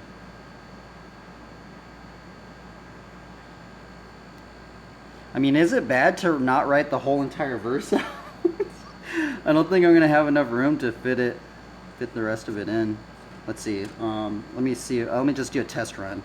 Saved us by the washing of regeneration and renewing of the Holy Ghost.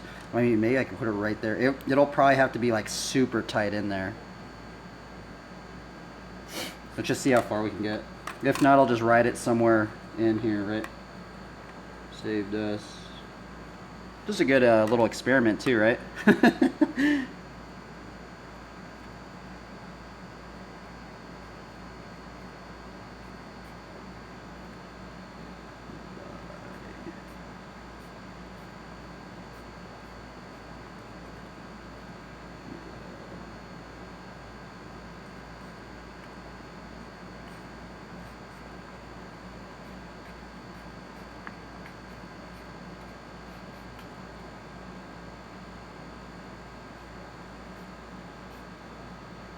Washing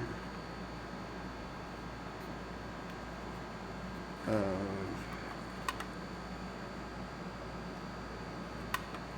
regeneration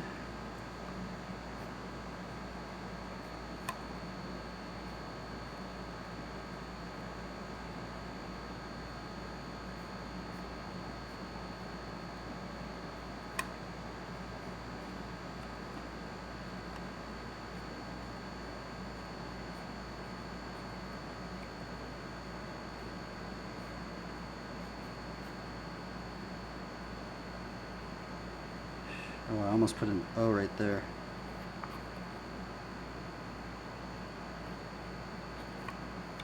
And renewing of the Holy Ghost.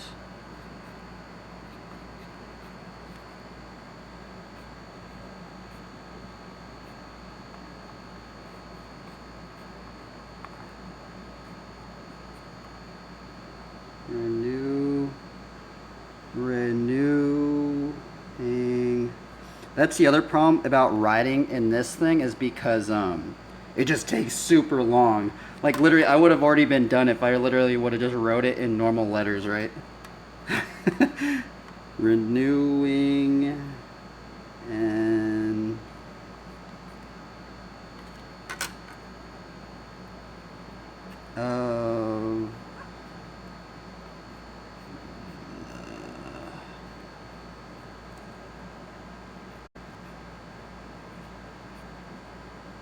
holy. I'm just gonna put ghost right here.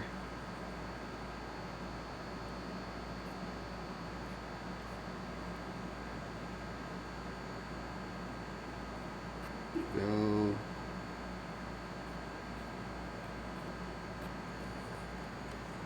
I somehow fit it all in here, except now I need to title it. I don't know where to put. Well, I guess I could put Titus up in here. Dude, that was crazy. That fit, like, I did not plan that out. Like, it fit. I had to squeeze it all in there, dude. That was gnarly. Titus,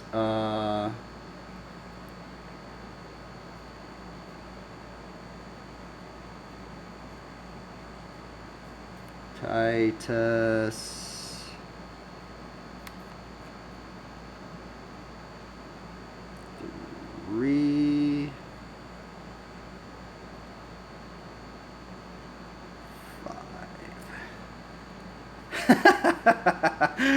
Oh, that was crazy, dude. There we go.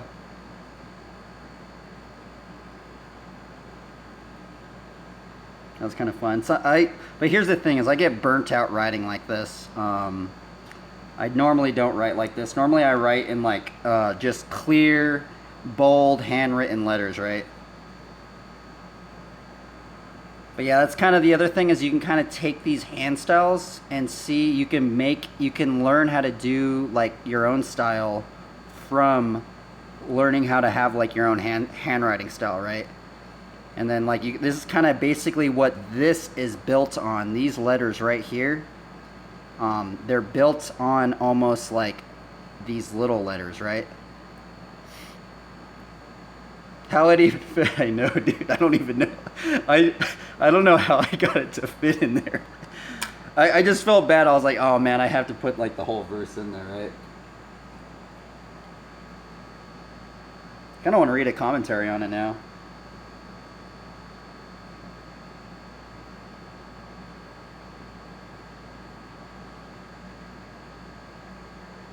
Let's look up a commentary. This is on Bible Riff. This is the NIV. He saved us not because of righteous things we had done, but because of his mercy. He saved us through the washing of rebirth and renewal by the Holy Spirit. I think I did the KJV, right? Yeah, I did the KJV. Not by works of righteousness which we have done, but according to his mercy, he saved us by the washing of regeneration. I love that word. Regeneration and renewing of the Holy Spirit. What does Titus 3:5 mean? Verse 5 is part of a poetic stanza covering verses 4 through 7. The phrase, he saved us, specifically implies that God is the source of salvation, a theme common throughout Scripture. This verse also emphasizes how God saves. Being saved is not something we accomplish through our good deeds, but through the mercy of God. Salvation comes only from God. I'm reading this, by the way. And only through God's mercy. Salvation includes washing, I guess we just read it together, right? Washing of regeneration. This refers to the spiritual cleansing which takes place when a person accepts Christ in salvation. At that moment, a person's life is regenerated or made new. The Holy Spirit renews our lives when he comes to faith in Christ. When we come to faith in Christ. This phrase does not imply baptism or an emotional experience. This poetic section presents a word picture of people cleansed by God and his grace. It emphasizes the involvement of the Father, Son, and Holy Spirit. This is a good example of a passage which is meant to convey a general idea.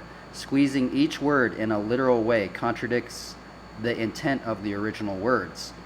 The text is written to give us a poetic explanation of salvation as a work of God in our lives, not an engineering schematic of our redemption.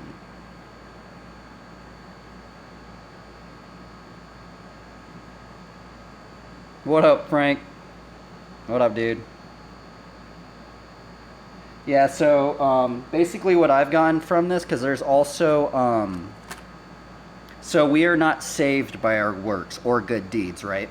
We are saved through our salvation. Our works do not offer us salvation. We cannot work to be saved, right? But also we are told in many other passages, like, so this, we'll go into like Matthew 5, like Matthew 5:16. In the same way, let your light shine before others so that they may see your good works and give glory to your Father who is in heaven. It's a really big one too, because also Jesus tells us that we are supposed to let others see our good works, right? In the same way, let your light shine before others so that they may see your good works. This is, I think right here, this one is a fruit of a person if they're able to do this. Because also Jesus tells us that, follow me and I will make you fishers of men. So yeah, I'd even look up a lot of sermons on Matthew 5:16. But also, we have to remember that our works do not offer us salvation. We cannot work to get salvation, right? In our good deeds. But Jesus does tell us that we're supposed to show our works to others. And there's also another one in like James saying something about faith without works or something, right? You know that one, right? Where is it? Let's see if we can find it. Where is it? I don't know where it is. You can kind of see how I underline things in my Bible, though.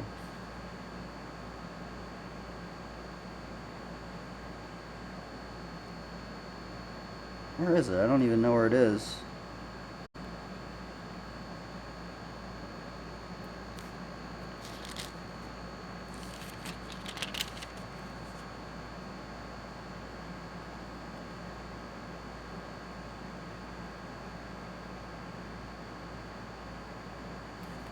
Oh, I think it's right in the beginning, right? Oh yeah, okay, so it's right here. I have so many things underlined that sometimes it's just hard for me to find things, right? I think it's this one. Okay, yeah. So it's James 2:18. Focus. But someone will say, "You have faith and I have works. Show me your faith apart from your works, and I will show you my faith by my works." I guess that's not even the right one.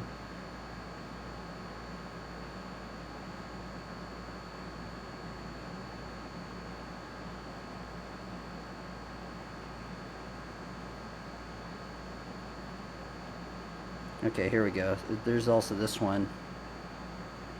You see that a person is justified by works and not by faith alone. But in order to gain salvation, that is the main one. Because there's actually a big thing in the church right now that some say, oh, well, you don't need to do anything, right? All you have to do is, I guess, right? It's like there's a split in the church, actually, because some people say that you don't really have to do anything. All you have to do is believe, and that's all you have to do. You don't have to do anything else. But then there's some churches that believe that, because of the verses where Jesus talks about, like if you come up to him, he's gonna split. He's gonna do something because where is it? Now I'm gonna show you guys. It's like in Matthew somewhere. Somewhere in Matthew where the people go, oh well, we casted out demons in your name. Let's look it up. Where is it at? Where's that at? We casted out demons in your name. I don't remember the exact. I have to look it up. Okay, it's Matthew 7:22.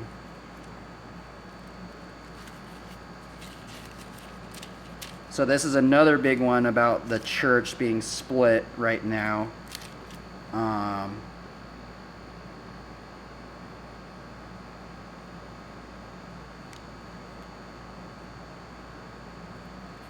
Where is it? I have so much things underlined. Okay, here we go.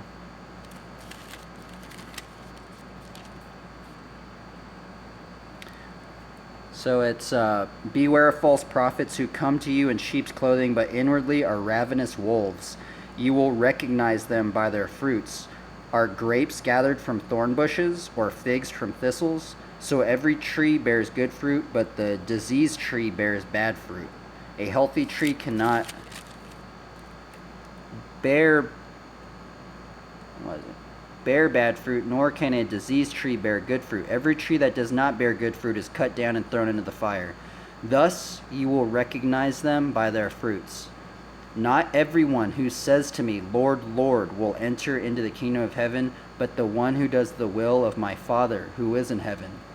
On that day many will say to me, Lord, Lord, did we not prophesy in your name, and cast out demons in your name, and do mighty works in your name? And then I will declare to them, I never knew you. Depart from me, you workers of lawlessness.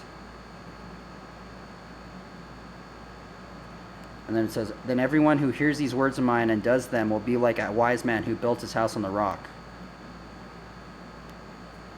And the rain fell, and the floods came, and the winds blew and beat on that house, but it did not fall because it had been founded on the rock. And everyone who hears these words of mine and does not do them will be like a foolish man who built his house on the sand. And the rain fell, and the floods came, and the winds blew and beat against that house, and it fell, and great was the fall of it. And when Jesus finished these sayings, the crowds were astonished at his teaching, for he was teaching them as one who had authority and not of the scribes.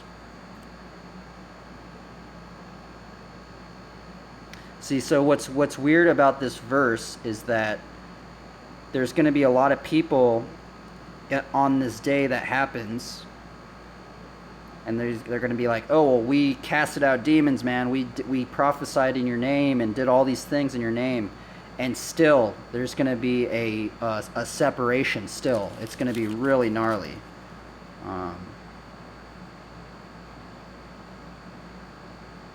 But he also talks about the false prophets and like wolves in sheep's clothing. Basically like demons masquerading as believers. But yeah, I think Matthew 5:16 is a big one. I looked up a lot of sermons. It's always inspiring looking up sermons on Matthew 5:16. And these are the words of our Lord Jesus Christ. In the same way, let your light shine before others so that they may see your good works and give glory to your Father who is in heaven. So ultimately, that's what we're trying to do, is we're basically trying to show our works to others, in turn to give glory to our Father who is in heaven, right? Because I think that's a big one right there too, because if we can combo that out, because Jesus also says,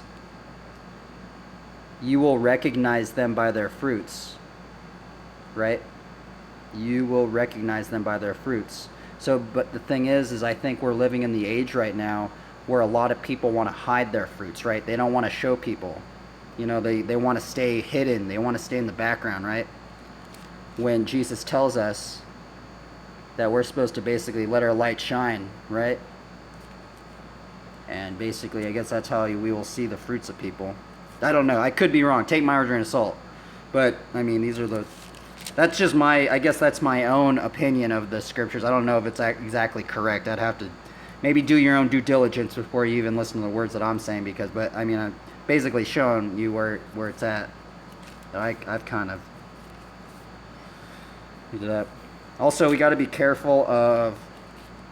We also have to be careful of practicing our righteousness before others. And in this chapter, it says that we should be keeping our prayers secret, and we should be keeping our alms secret. Alms are our charity, our giving of helping someone in need. But then here's the other split in the church right now that I'm noticing is some people say that it's okay to pray not in secret, right? I don't know. I mean, I guess it depends. What is a secret prayer? What is a not a secret prayer? Because I see a lot of videos on YouTube, and they pray right in the beginning, right? Even a lot of churches, right? They pray right in the beginning, and then they put it out on YouTube, right? Or something like that. But is that a public prayer? Does it become a public prayer once you put it out like that, or is it not? Because then there's also other scriptures saying that we should like pray in all times or something like that too, right? So there's some confusion. But how I take it, since these are the words of Christ, right? He says,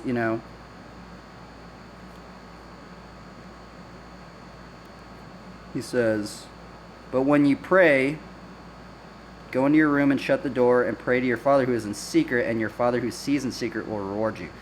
So this verse right here is one of the reasons that I stopped praying.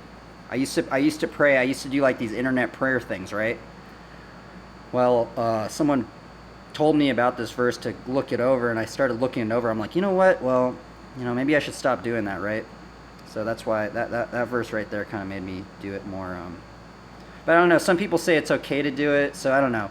You have to do your own due diligence on this verse too. But for me personally, I just think, if it just says to do your prayers in secret, and you might as well just do your prayers in secret, right? Like, that's what I just started doing. So, and then, yeah. But then it's weird because this verse is a little strange because this is chapter 6, and then this is chapter 5, right? So it's also, this is other words of Christ that I keep bringing up too, right? in the same way, let your light shine before others so that they may see your good works and give glory to your Father who is in heaven. So it's like there's that kind of thing. Maybe some people think of works as in praying for people, right? When Jesus says that we should keep our works, or not our works, but our prayers secret. So I don't think our prayers are works. I'm not even sure prayers could even be a fruit. I'm not too sure, actually. I don't know. But we got to be careful of that stuff.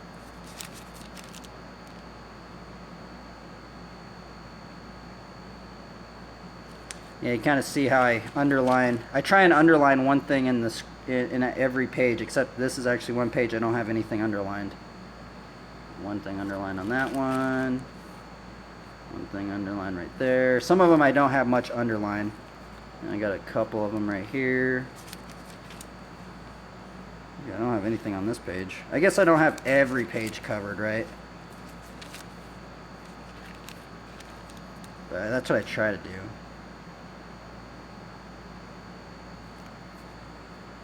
Here's another actually strange verse right here.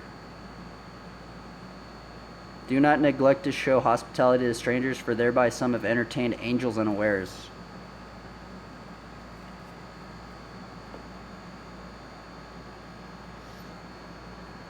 Anyway. A little Bible study, I guess, right? Maybe we'll do another piece. Got that one. I guess we'll stream mark this. Get a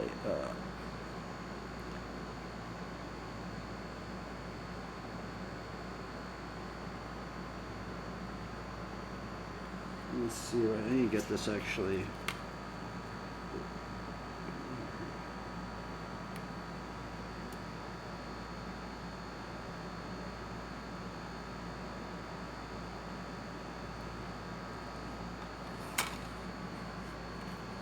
Little Bible reading. Yeah. It's good for the soul, man. It's good for me. I know a lot of people hate on it, but there's a lot of negativity, man, out there, so it's really cringy to do, but you know, I met some amazing people, and I met some very mysterious people in the faith. They keep me going, man, you know, so I've met people that were in, I feel like if they didn't have the word in them, man, they would have went crazy, you know, like, let's see, let me do a stream marker on this thing. Yeah, it's not cringe, but yeah, you know, a lot of people do think of it as, like in our modern society, you know, there's just so much controversy, right, in it, so, there's a lot of controversy, a lot of people, and honestly, I think a lot of this stuff is because of Satan, because Satan masquerades as an angel of light. It's so crazy, you know, to think about that.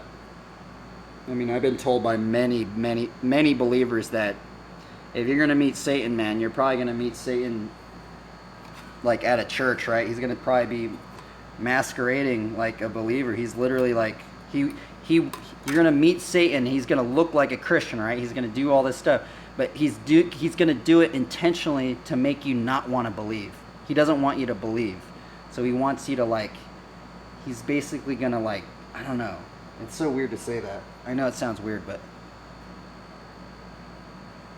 ignore haters, become the best version of yourself. Yeah, that's, you just got to become the best version of yourself and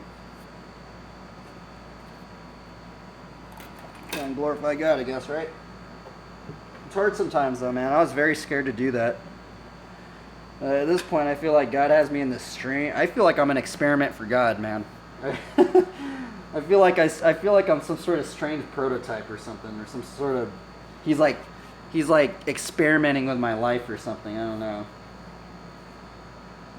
I'm gonna get to some knee exercises now.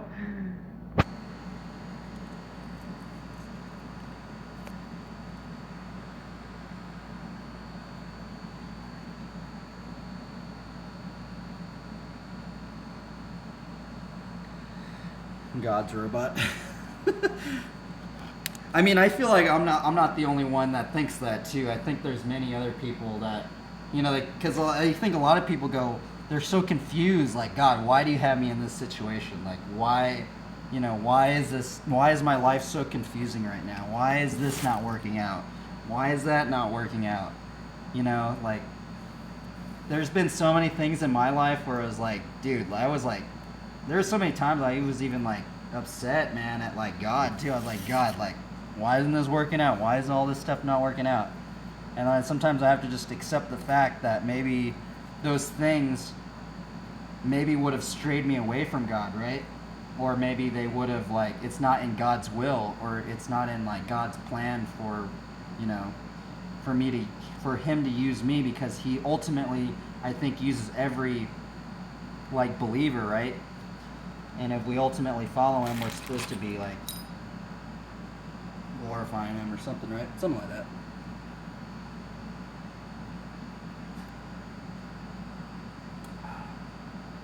So we're gonna do some more knee exercises.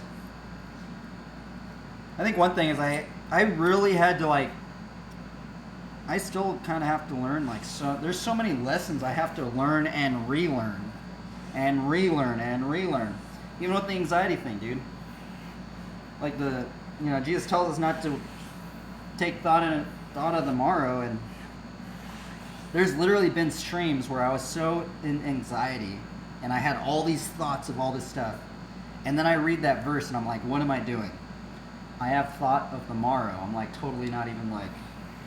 And the thing is that sometimes I just have, like, sometimes you can have like bad spells in your mind, man. You don't even realize you have bad spells in your mind.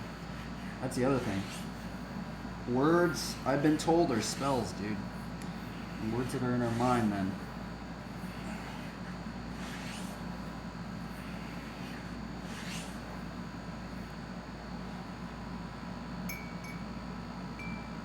I think God made me to do kind. Yeah, man. I mean, you know what's weird is I met a lot of people that were like athletes and stuff, like at the skate park and stuff like that, that were more prone into the faith and stuff like that. A lot of bodybuilders too, for some reason. It sounds strange, but a lot of bodybuilders I've noticed, like not bodybuilders, but people that are all like into working out and stuff like that. I don't know, I met a lot of them, man, and for some reason, like, some of them are some of the most zealous believers I've met, dude. Like, literally, bro. Like, my buddy was actually a professional personal trainer, and he was like a bodybuilder and stuff, and like, he was super into God, man. I'm like, dang, man, I've never, like, it was like, he was like not scared about it. He was like, oh, like just going in. He's like a paladin, bro. Like he was like a paladin trainer or something.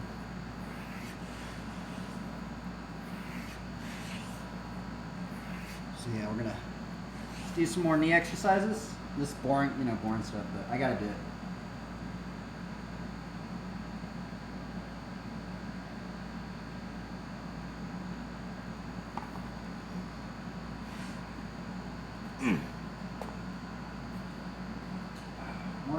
More knee stuff.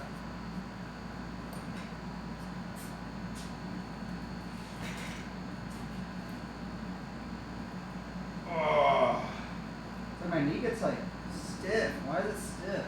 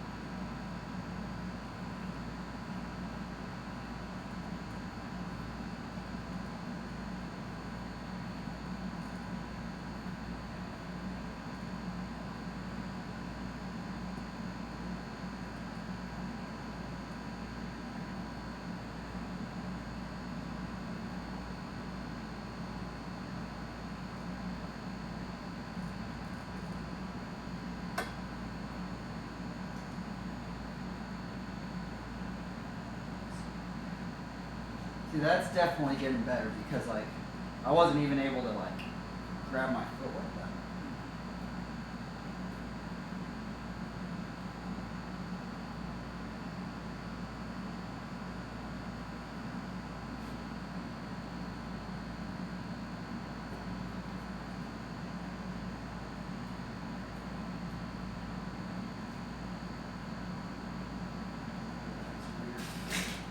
That's weird, man. Ugh, I guess we'll keep doing these knee rest things.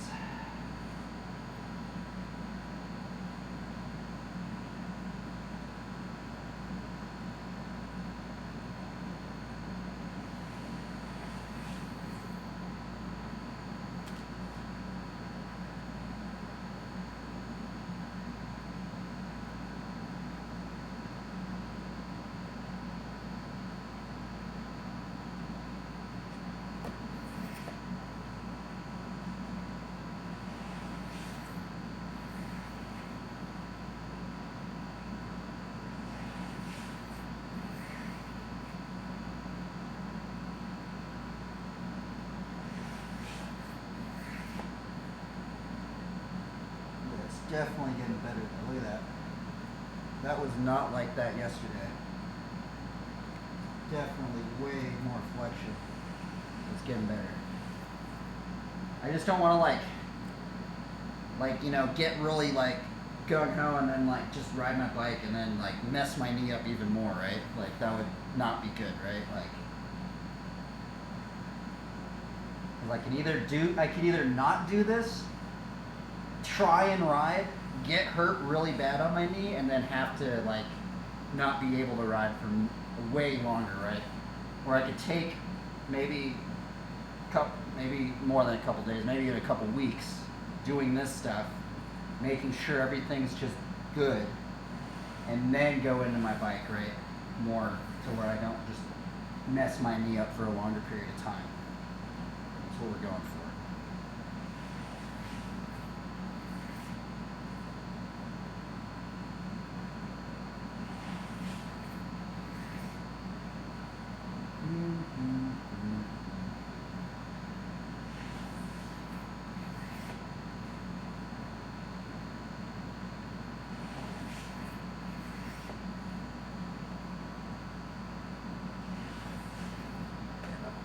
Those are good for the knee, man. I could definitely feel it's just it feels like it's just cleaning it up.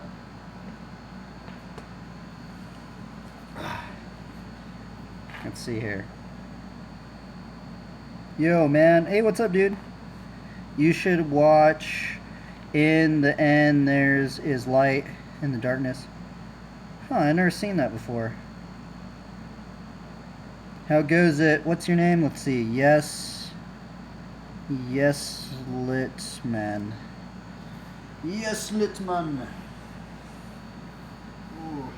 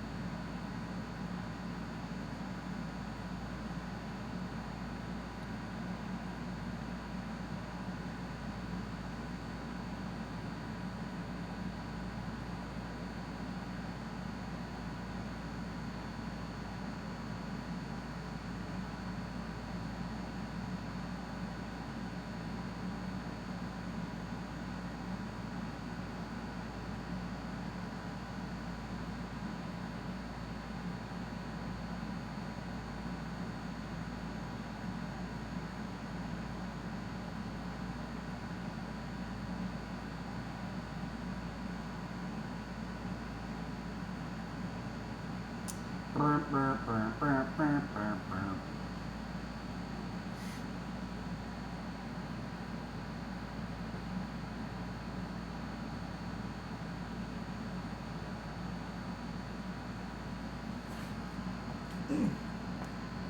think the knee slides are probably the best ones to do.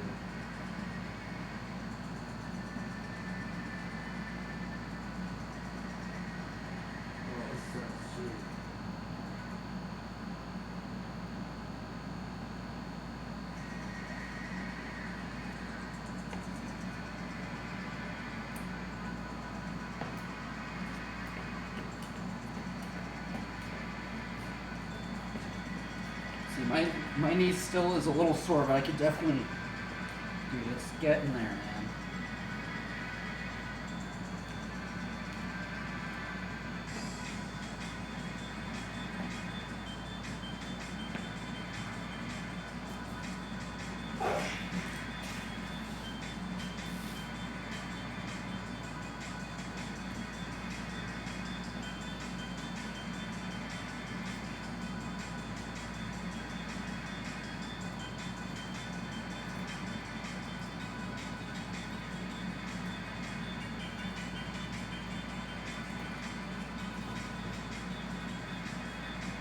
I wonder if I'm going to use it.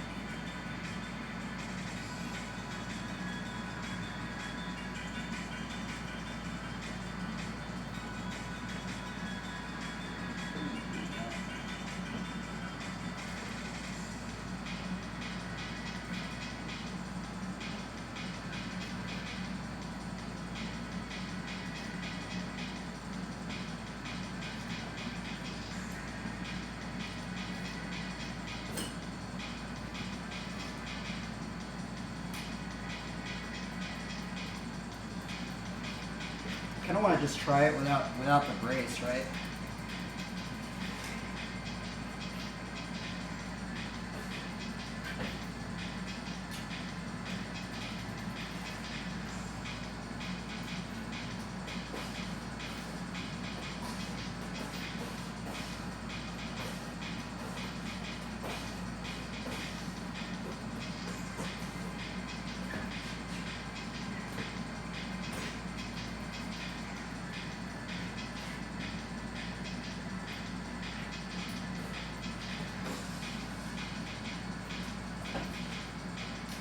See, luckily it's like it's not my scuff foot. I'm just putting weight on this one. So it's not really like, it's not like I'm doing this with this one, right? All I'm doing is putting my weight down on it.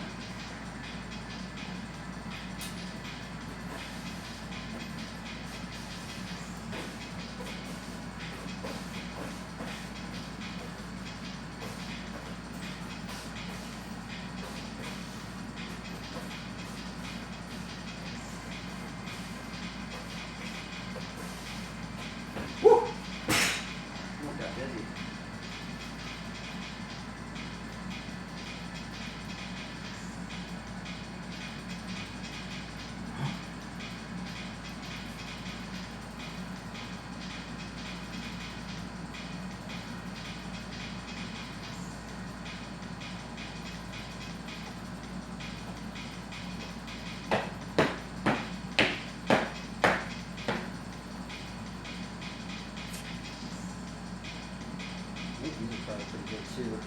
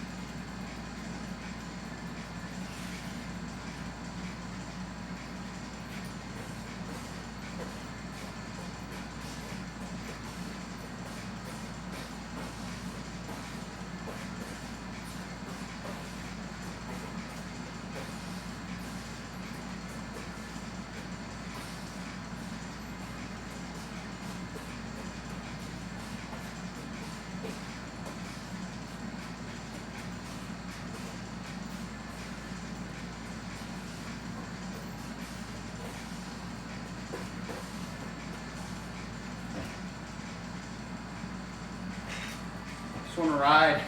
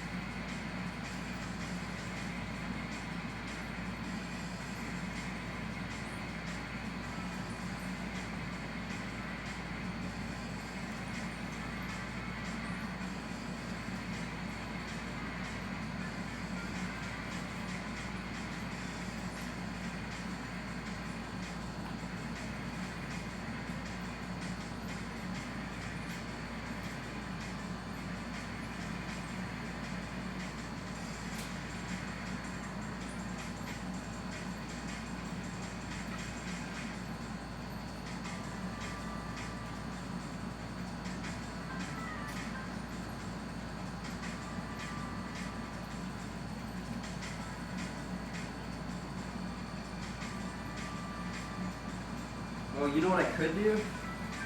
I could keep lowering my seat so I bring more flexion into my leg, right? Because see, this is the reason why I'm like sitting down and riding, is because see how it's like bringing my flexion into my knee? Watch.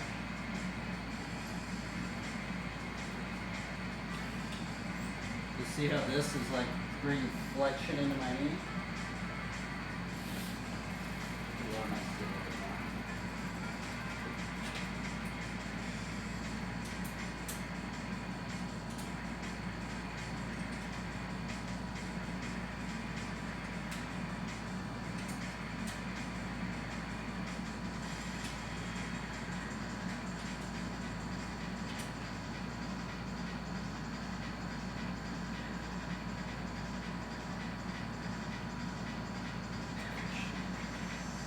Bring my seat all together.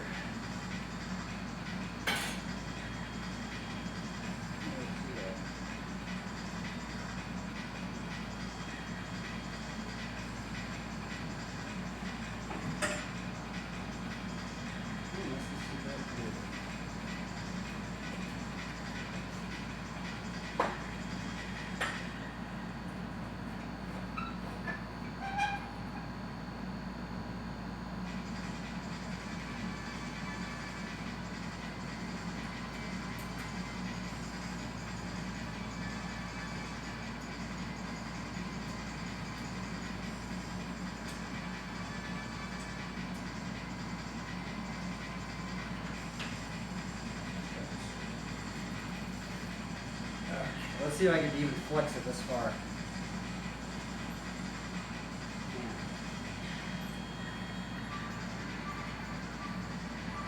See, the bike itself can be like a good ACL exercise thing. Cause see how I'm like sitting down, you know, and bringing this into flexion right here. See right there? See this gap? Yeah, that's like, this is gonna increase a little bit more.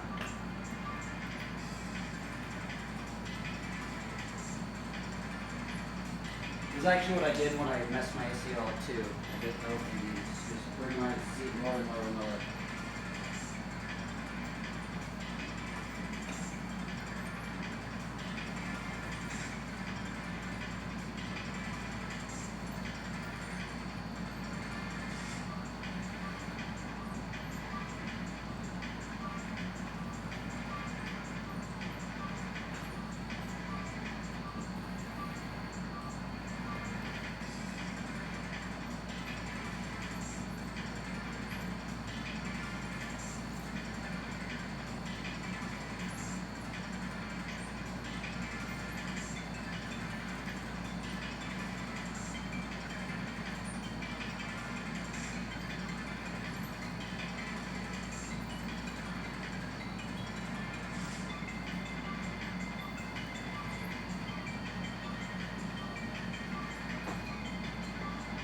That's all I want.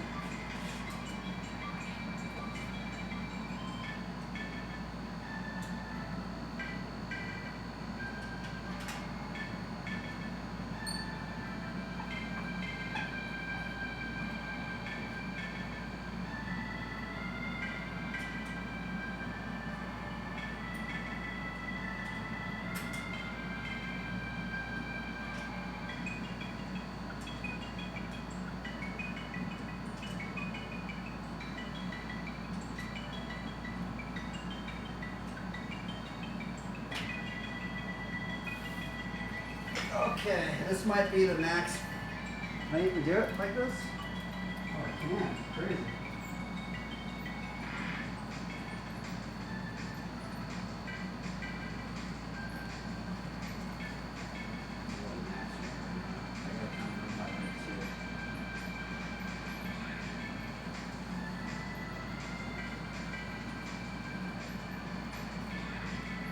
I feel it's just tight. I'm just trying to loosen it up.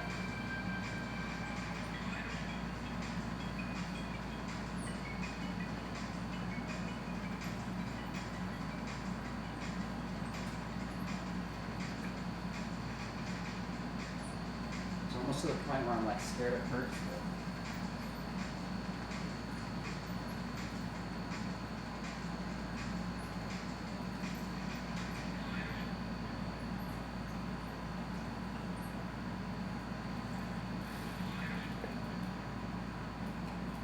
That is good for the ACL right there.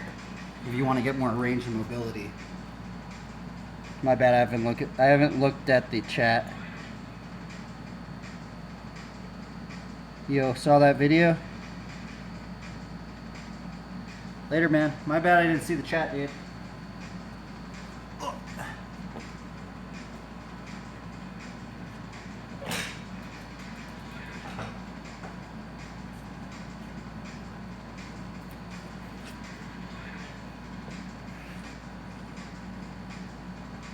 Look at that. Dude, way more flexion. Look at that. Dude, I'm healing. Dude, yesterday was not like that.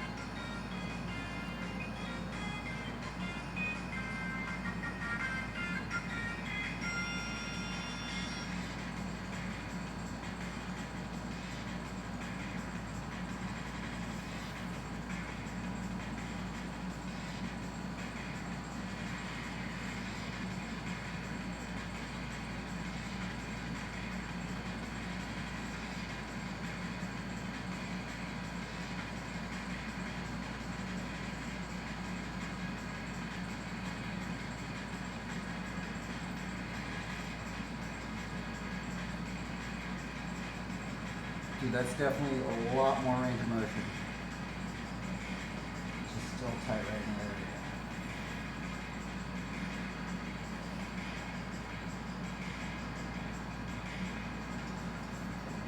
I'm stoked. I think I'm healing.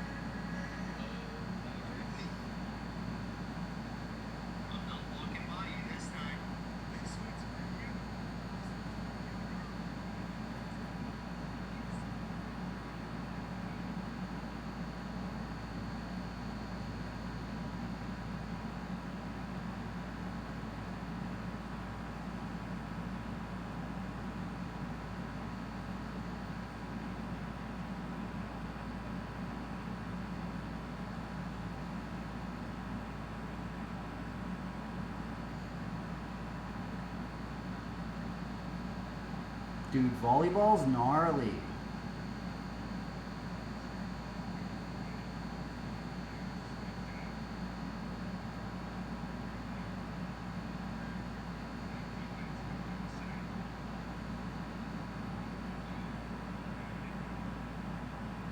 Oh my god, that's so rowdy.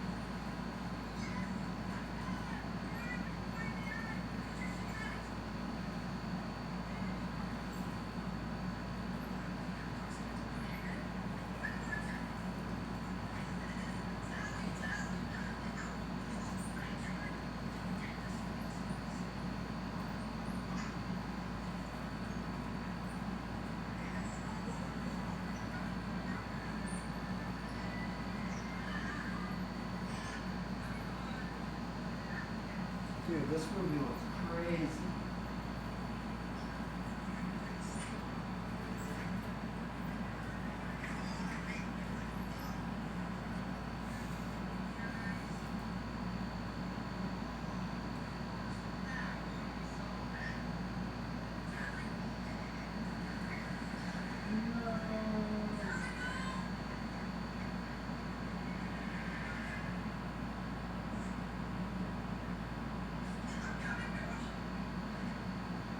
No, I don't think this is ever needed.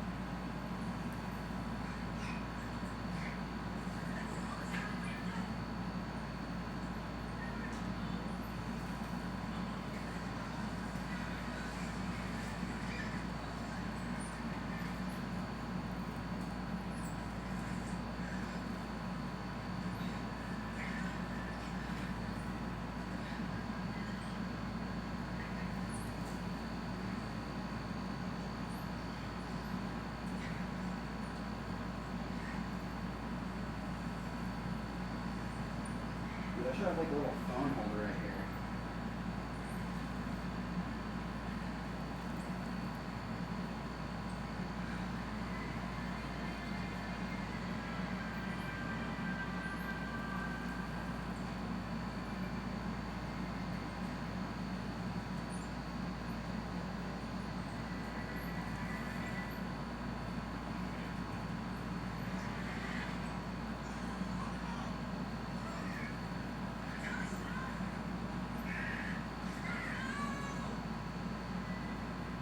Holy Toledo. What in the world?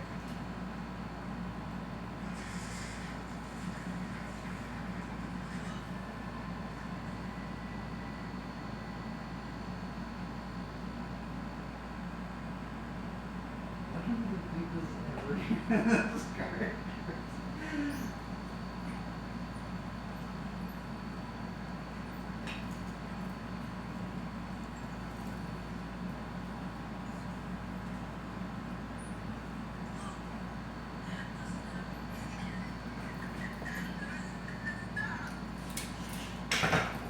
this new animated movie of David. I think it's really cool, but I don't think any of this stuff is actually.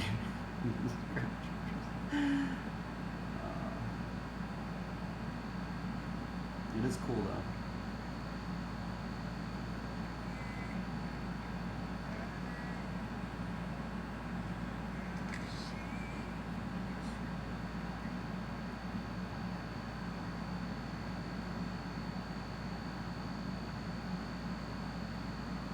Dude, this movie looks gnarly though.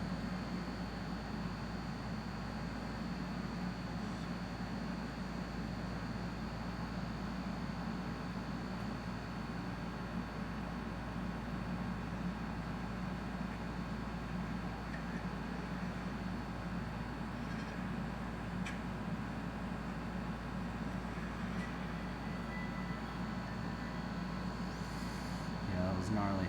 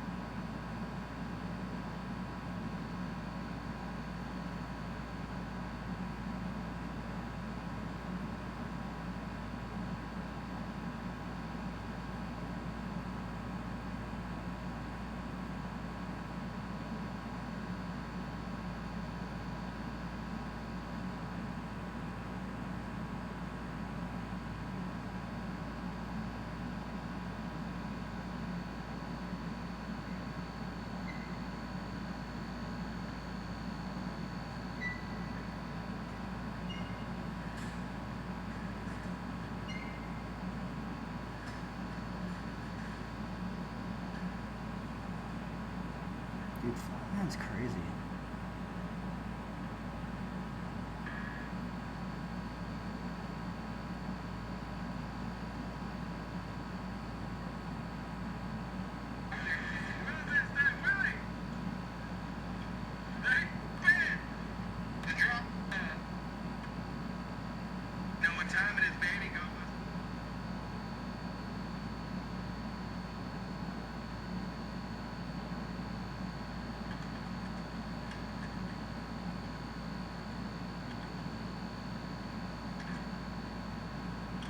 What the heck? Oh, they must have just started putting those in schools. That's so weird.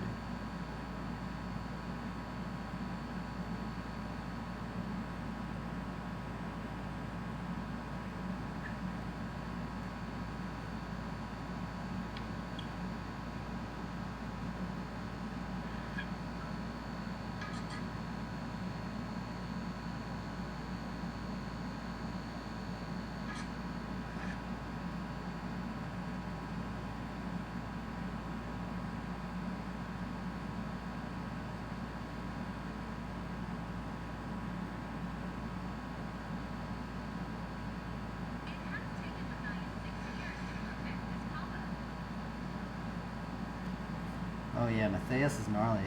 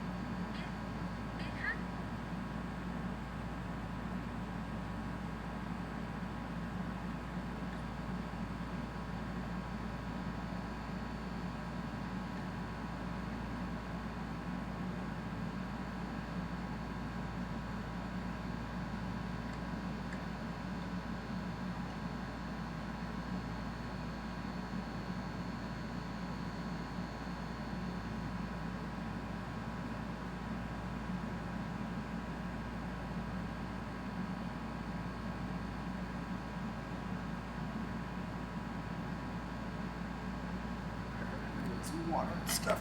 I'll be back.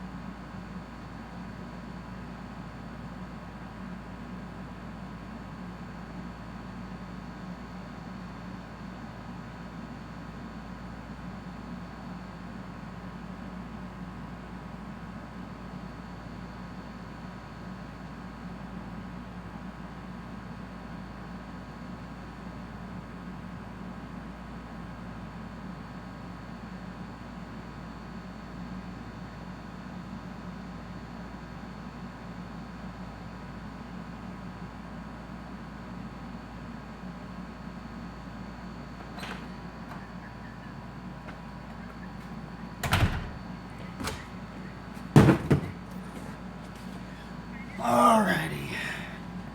This thing's still on? Oh my goodness. These streams are getting a little awkward, I'm not gonna lie, but I guess they're always kind of awkward, right?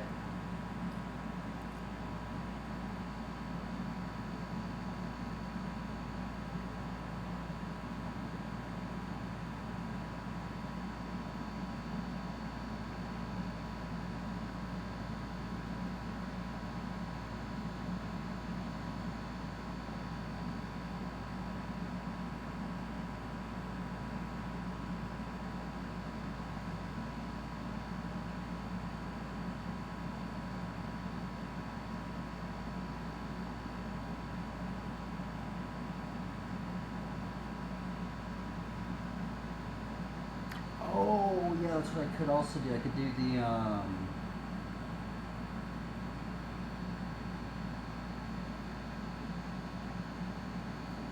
the band things.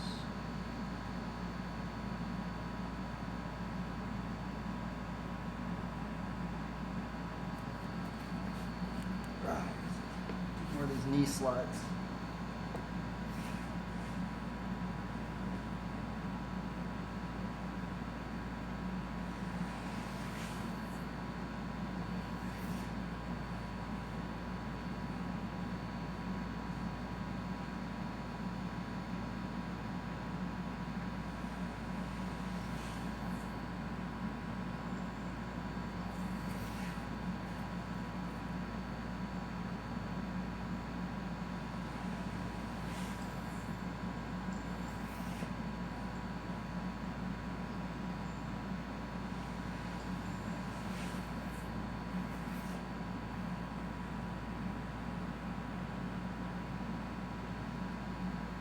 Stuck. I don't like that feeling.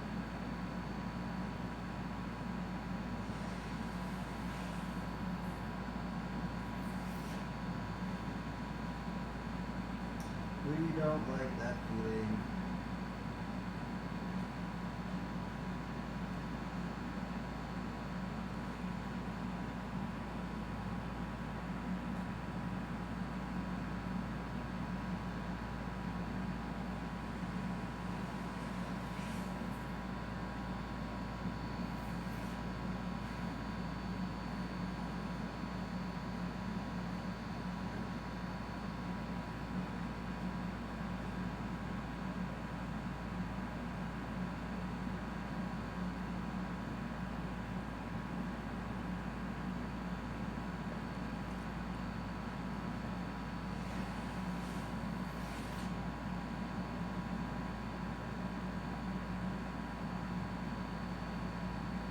Just gonna fire our quads off.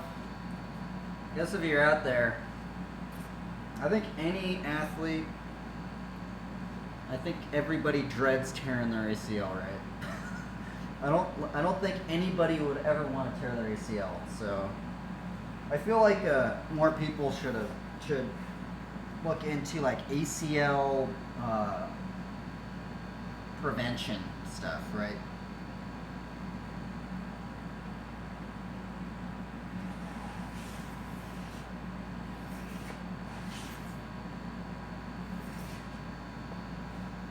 I'm just trying to get flexion back. It's definitely more than yesterday, though, for sure. Let's see, like, look at this. Okay, so that's that leg. This is this leg. Look at this. Boom. I literally like put my weight on it. Look at that. It's like, now this leg never really got to that, even when I did heal it, but it did get to the point where I could bring it all the way back. I can't do that anymore.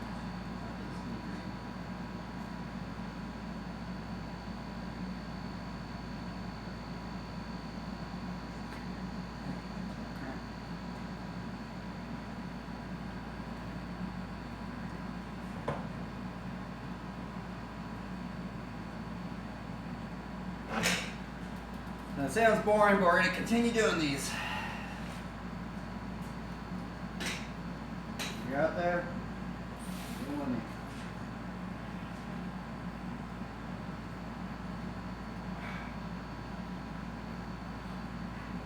It's a pretty good one.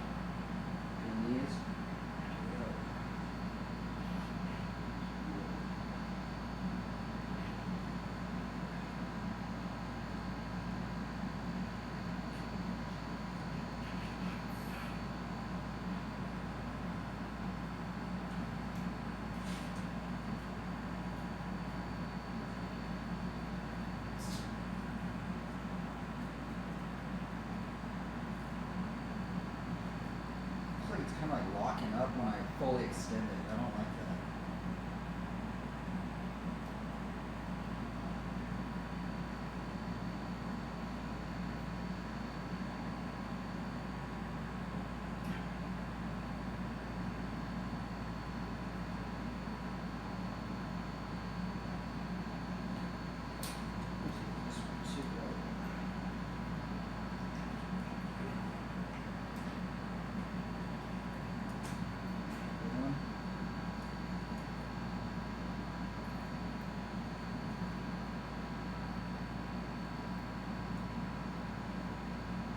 Yeah, I should have been doing these ones. These ones are really good for me.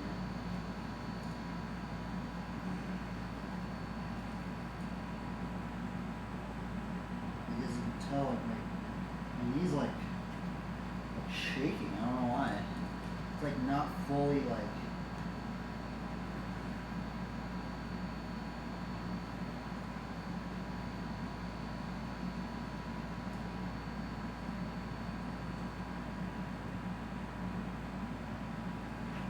You see that? My knees like shaking. I don't like that. Look at this one. See how this one's just solid, right? This one's just like I'm like shaking on it.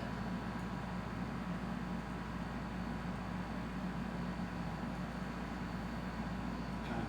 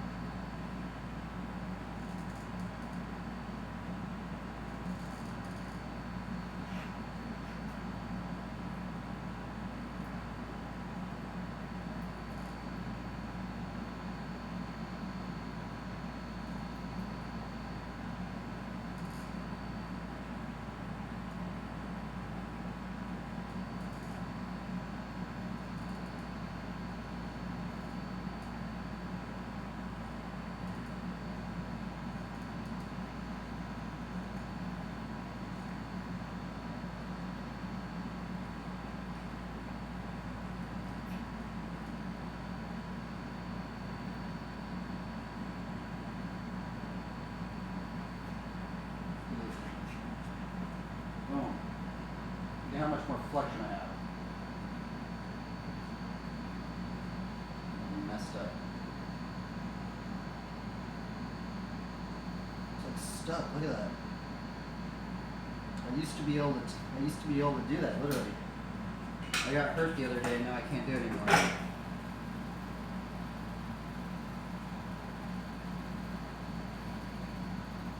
More knee slides. Yeah, I lost so much flexion. Dude, what the heck? I think it's just because my knee's kind of swollen. I think that's all it is, but it just trips me out, man. I do not like knee injuries at all. It's terrible.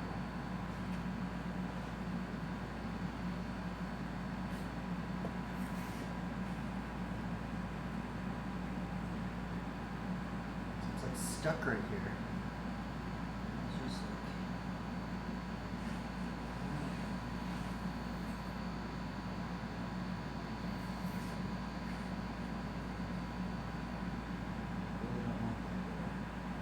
It's like I lost a good range of motion. At least it's way better. It was like when I first fell, I literally couldn't even get it past there. So pretty drastic change in 3 days, right? 2 days.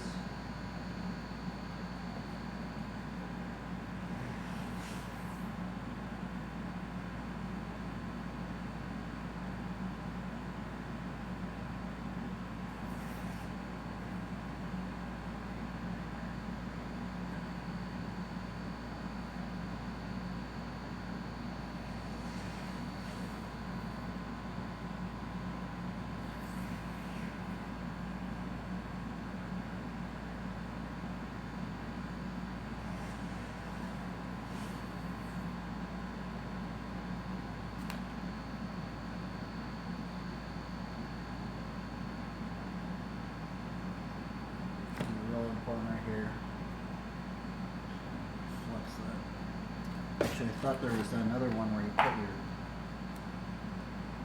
That's what I should be doing. You should put putting something underneath your heel, your thumb, so you can get that full that deep flexion right there. That's what I should have. That's what I should have been doing. Kind of forgot about that.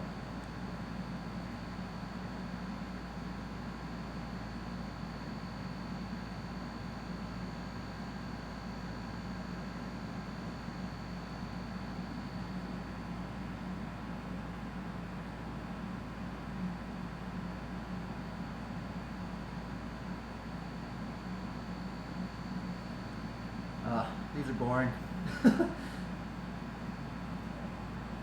I just want to ride as soon as possible. So I want to ride as soon as possible and make sure that I don't hurt my knee even more. So I got to do this. Unfortunately.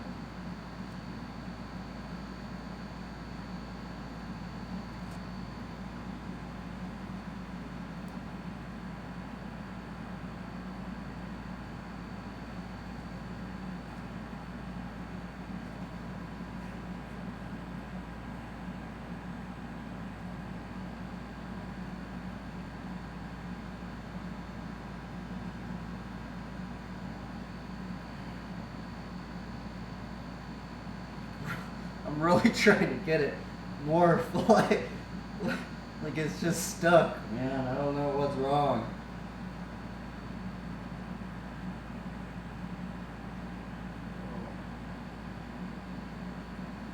Gotta be careful too, though. I'm like trying not to give it. It's like it hurts a little bit, but it's not like a hurt feeling, right? It's just like kind of like a just trying to like get past the tightness, right? It's not like a sharp pain. If it was a sharp pain, I wouldn't be doing this, right? It's just, it feels tight. Even doing this, for some reason, I'm having tightness in the extension, like full extension. There's a little bit of tightness I feel. And because of this little bit of tightness, it's making when I put weight on it, it's making it like, I'm not like fully confident, right? So I'm like trying to like make sure that this is really good too. Intact.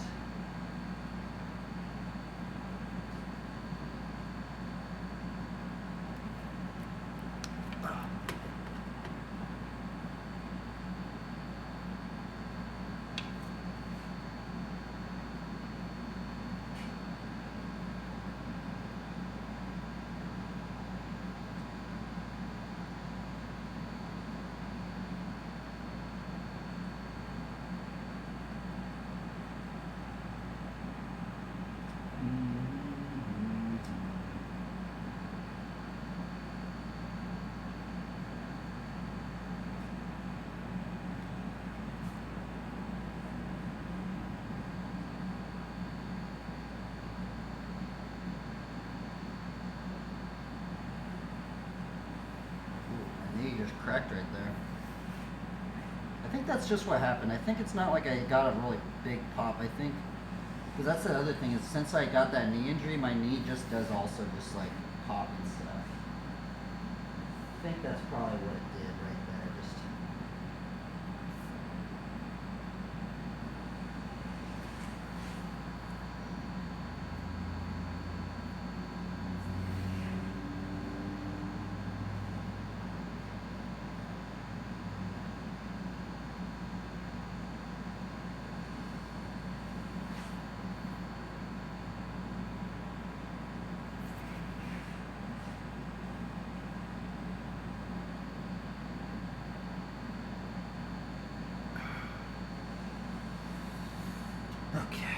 I think there's just a point where you gotta just like, I think there's a point where you do as many of those as you want, but you just gotta let it just kind of like, I mean, I think I could do those all day, right? And I don't think it's ever gonna like, I think I gotta like let something heal in there, right?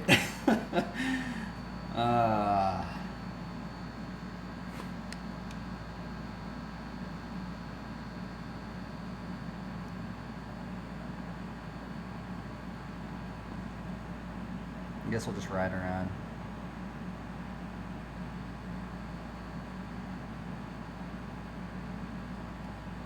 So another thing that I was doing, I remember when I got my injury as well, you can also use your bike. So I remember what I did to get more flexion in my knee.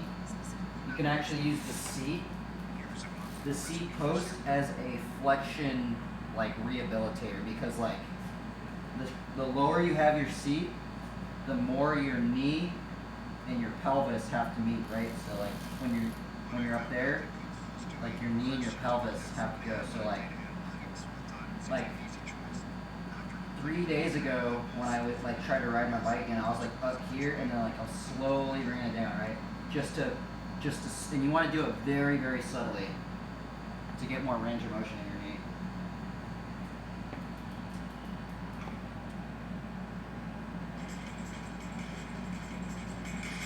So if you're dealing with an ACL injury or something like that, try what you want to do. You can try it out, anyway.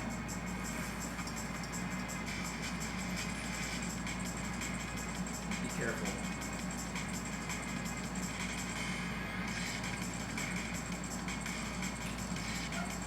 See how there's like this flexion right here? We're trying to get this. I might actually be able to go lower now.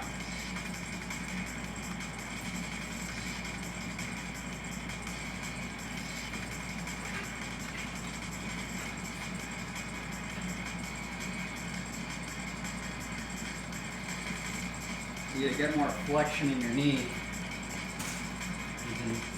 When you start off, like, I think there's even like a YouTube video if you watch it.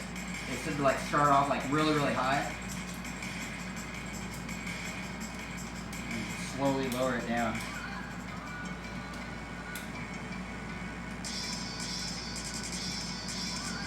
A little bit more.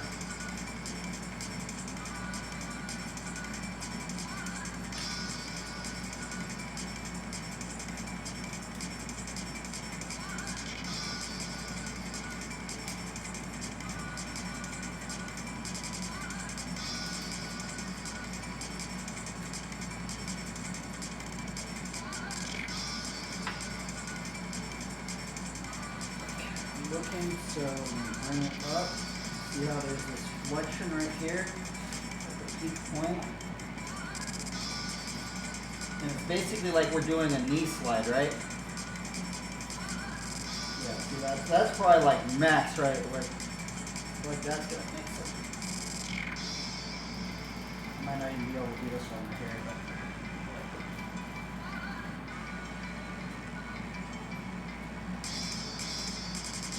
this one's tight.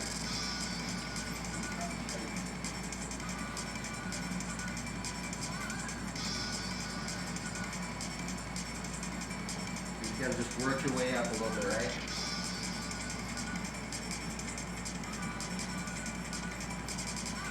You gotta be careful with that.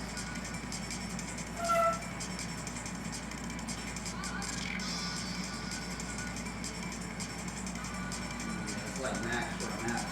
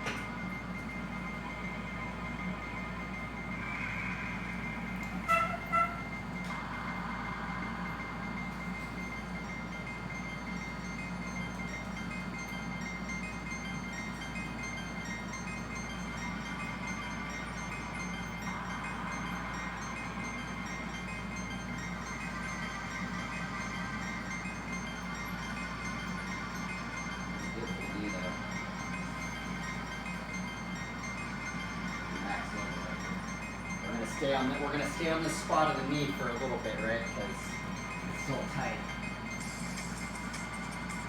Thing is, not even that far, right? That range isn't even that. It feels like that's not even like that far up the gap, right?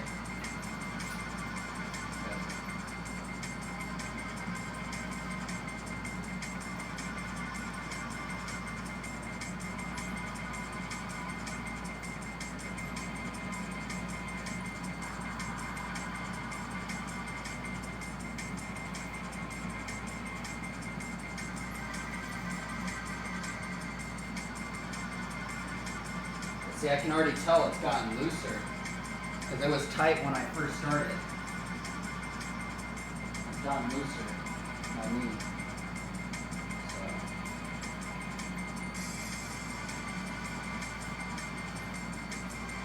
Lubricating the joints, I guess, or something. Just making it worse somehow.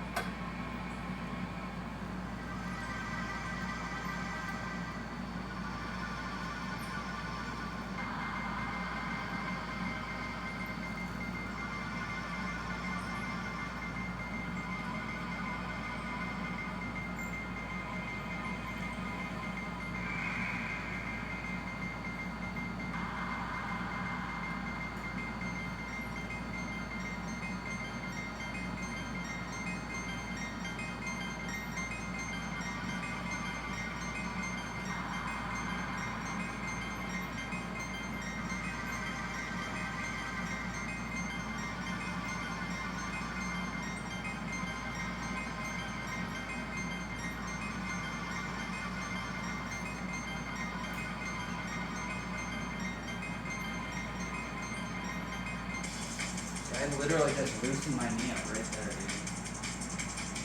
Watch, I'm like, now it's like not as stiff, right?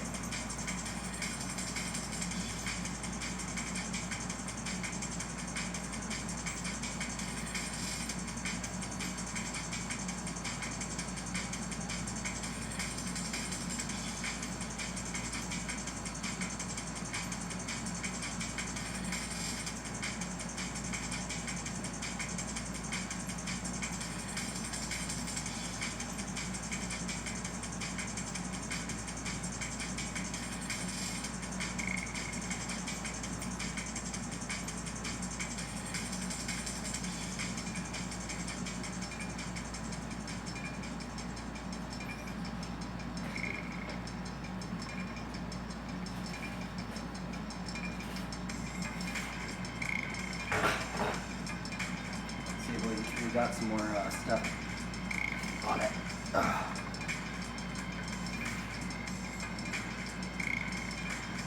See, that definitely loosened my knee up. Look at that. I think I got a couple centimeters more of flexion. Look at that. That really helps, man. Doing it slowly with the seat post, dude. That's the way to get flexion. And then doing these.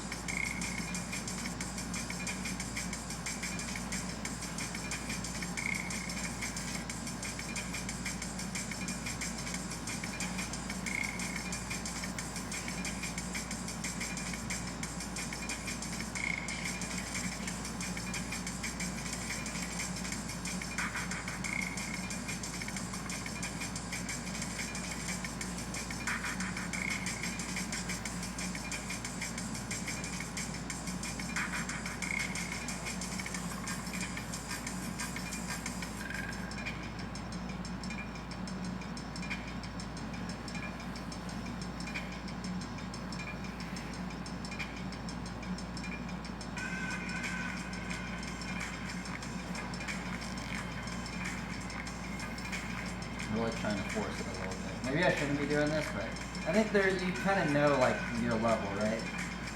How much you can do it.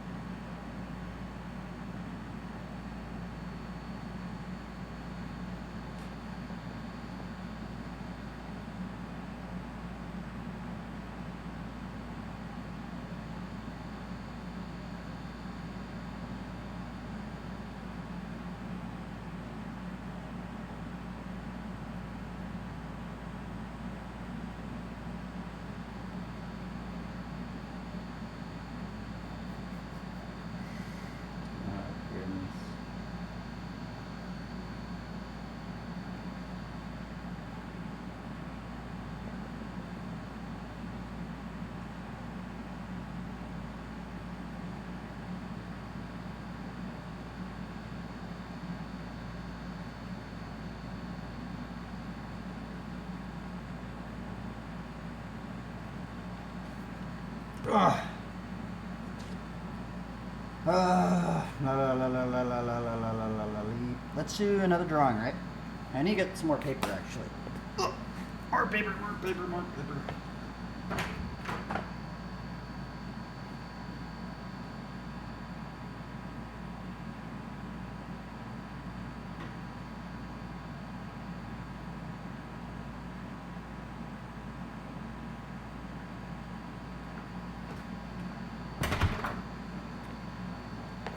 Do do do do do do do do do do do do do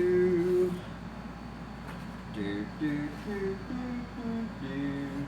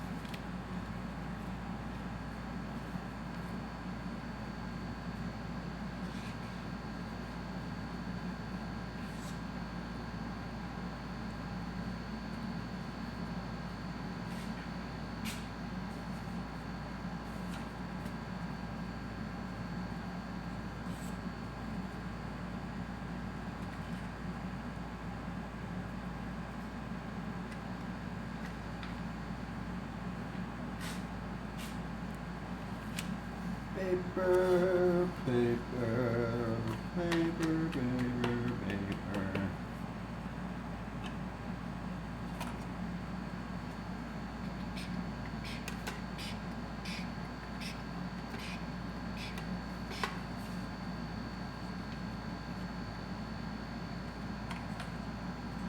That one seems kind of gnarly.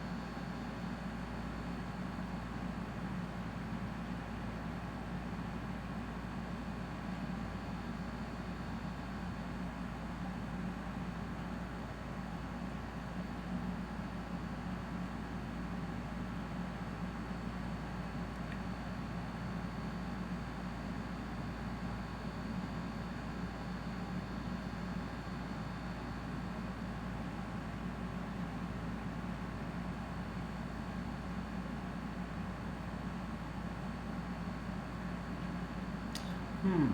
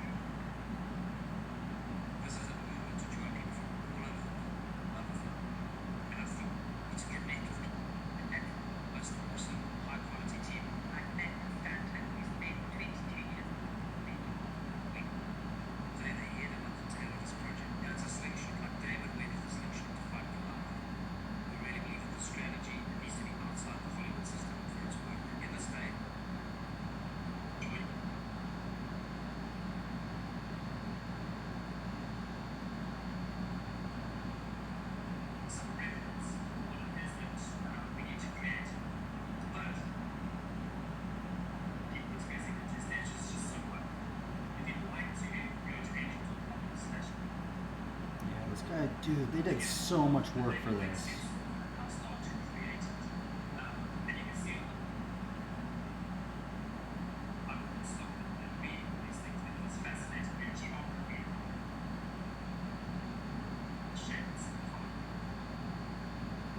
Yeah, very interesting.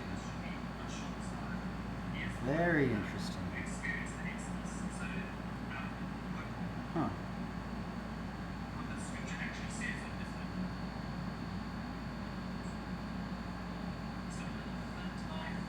Dude, this is awesome. It's actually like reinvigorated me to learn how to draw again.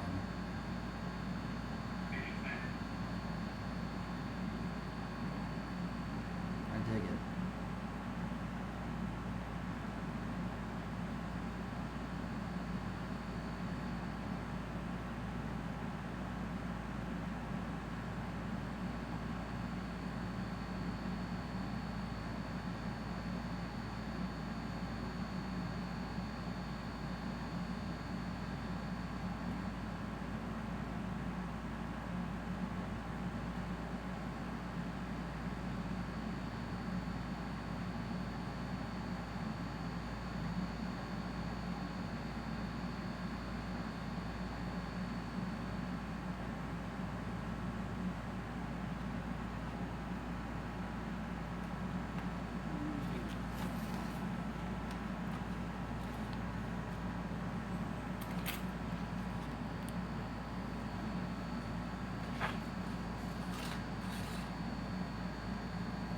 Okay, let's switch over to another drawing screen.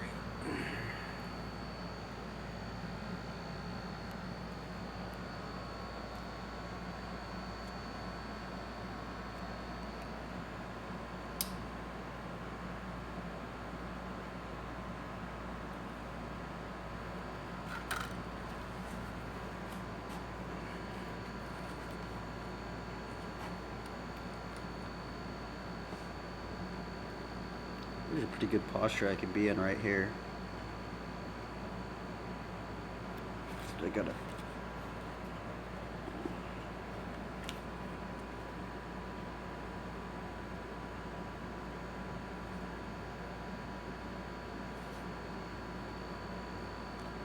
I think we're just gonna do some gestures at the moment. Put some music on. I think I haven't really done like much figure drawing that much, right? Get back in it maybe.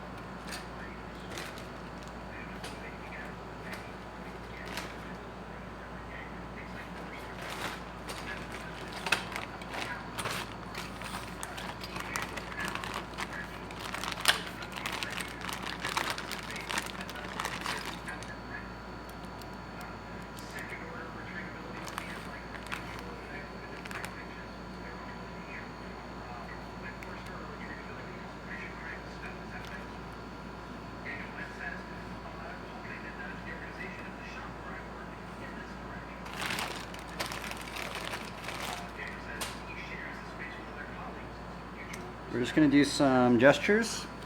I haven't done much drawing at all, really.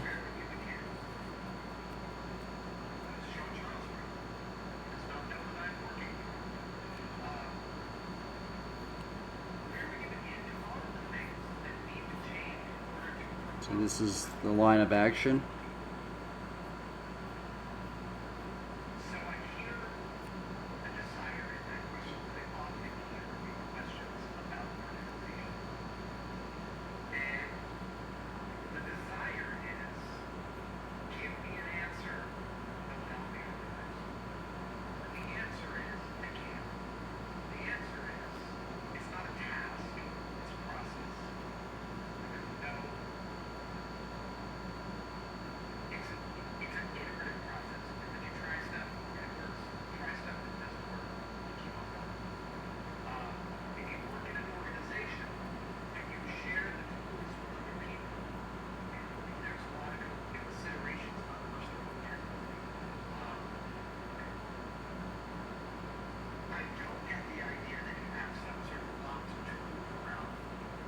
These are just from imagination at the moment.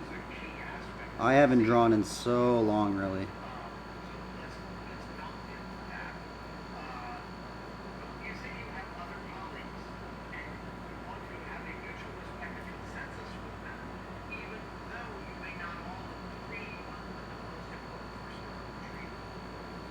I'm watching some Adam Savage.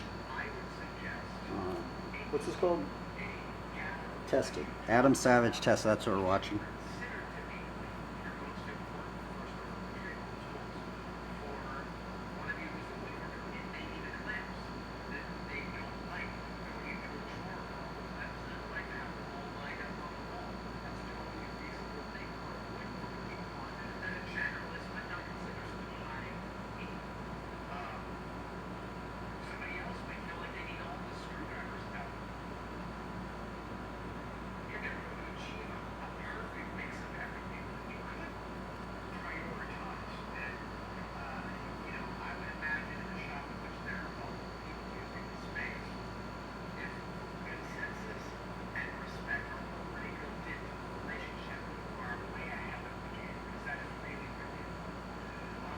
Maybe God wanted me to just start drawing again, right?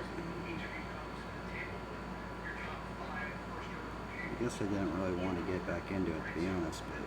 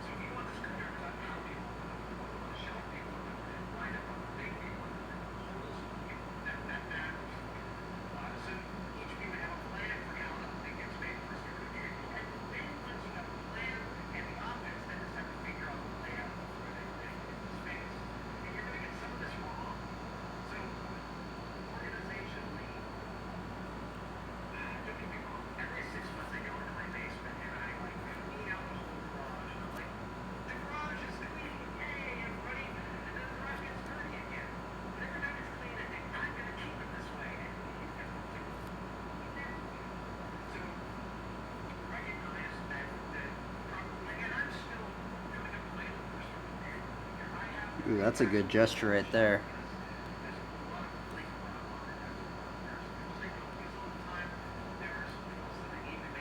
That's a very good gesture. I like that. That one worked out.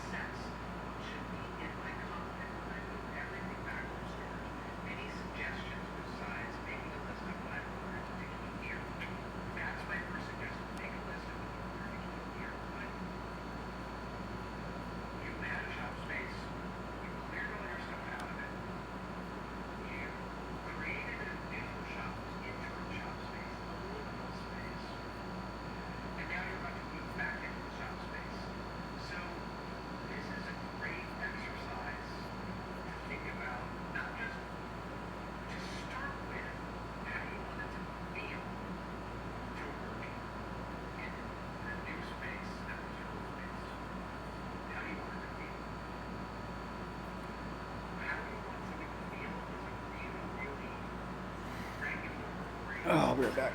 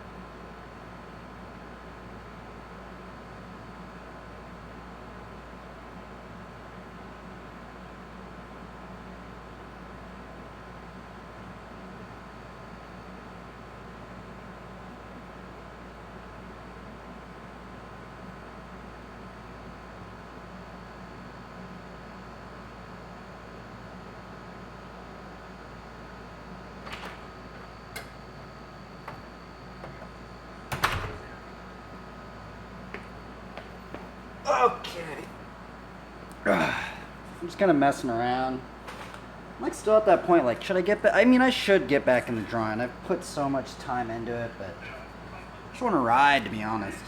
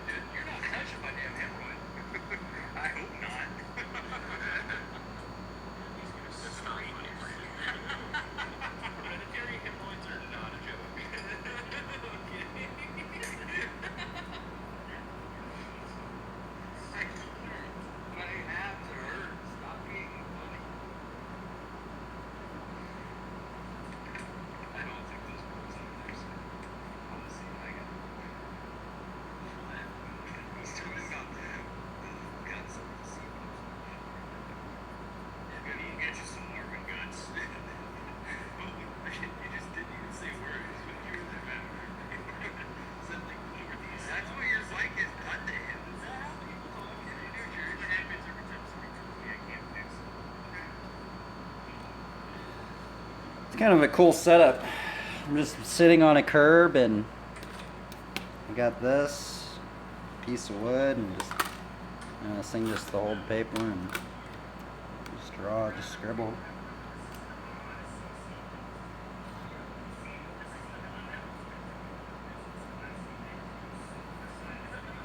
But it's kind of nice because I could change the angle of this of the phone. So if I want to go ride, I can just just pick up and go ride. So maybe this is actually maybe good because maybe it'll give the stream, because maybe I guess that might be another thing that might have been happening is I might be getting, I mean, later down the road, later down the road I might get burnt out of things, right? So I think a way to maybe not get burnt out is just to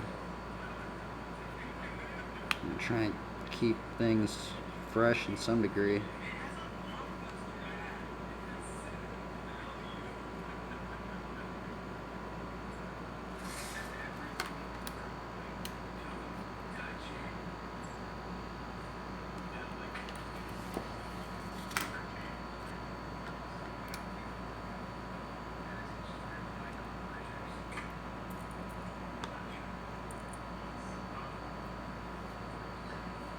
I used to have it.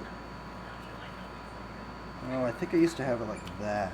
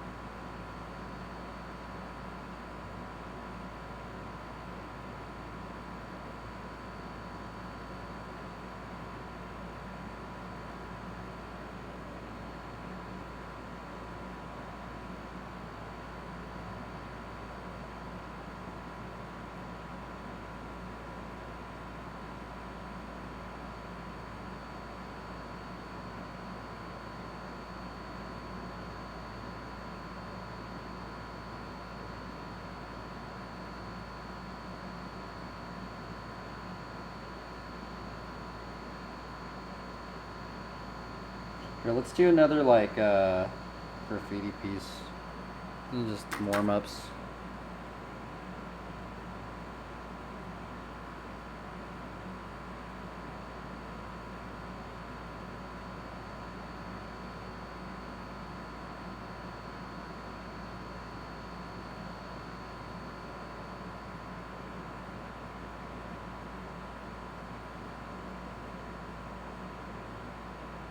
Maybe, maybe not.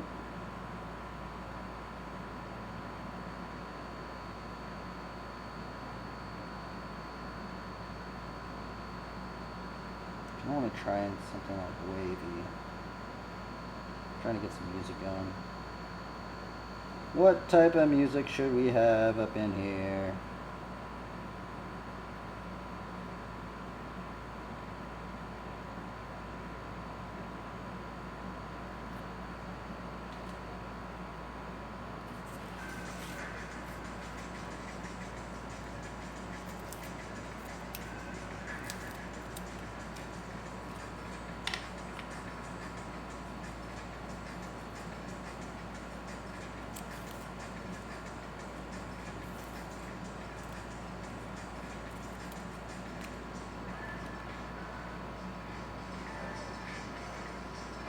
Let's do this.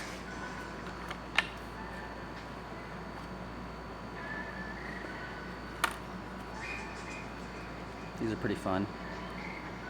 Lately, I've just been having fun. These are just so just improvisational. I guess it's just good for the mind. It just kind of makes me not think, right, that much. I mean, I guess you're thinking while doing it, but just not as much as other things at times.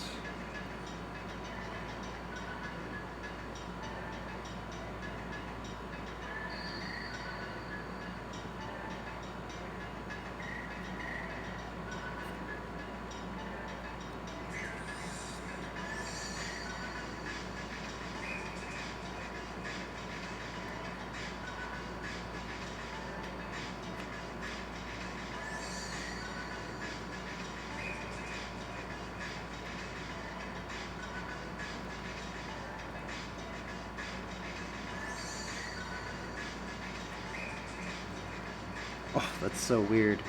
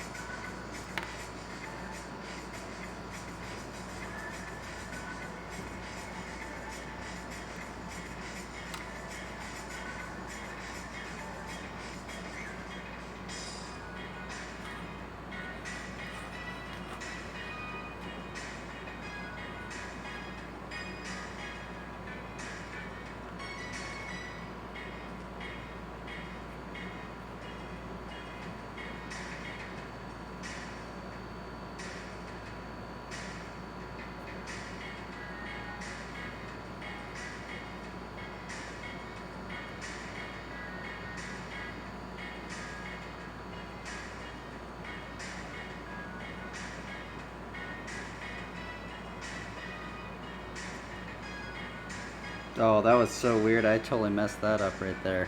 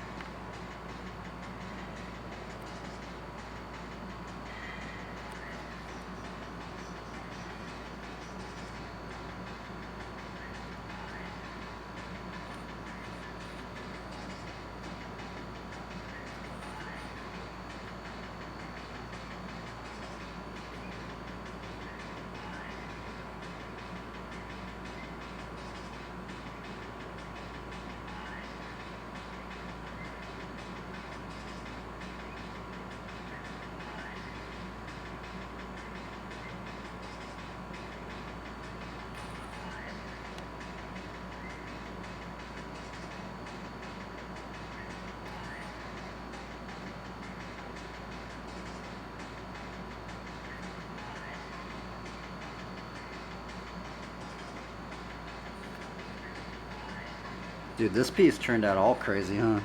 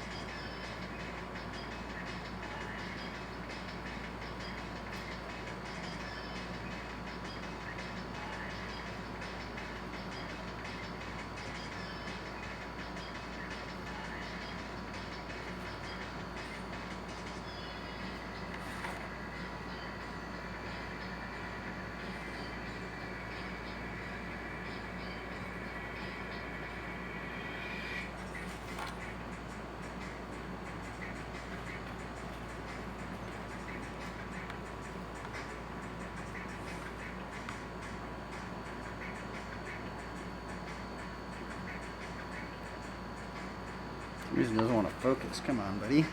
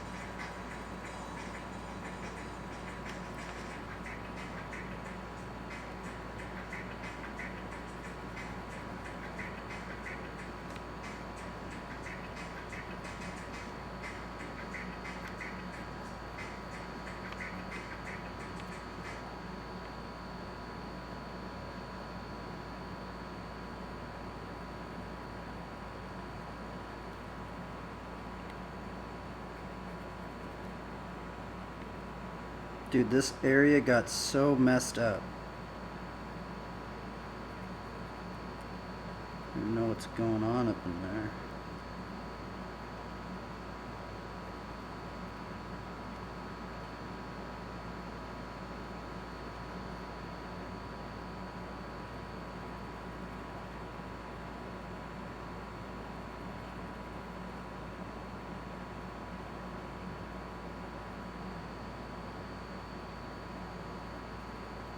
Is that it?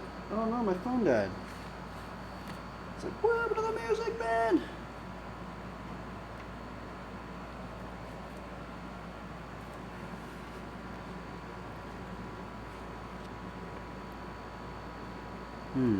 Where was I at? Oh, yeah.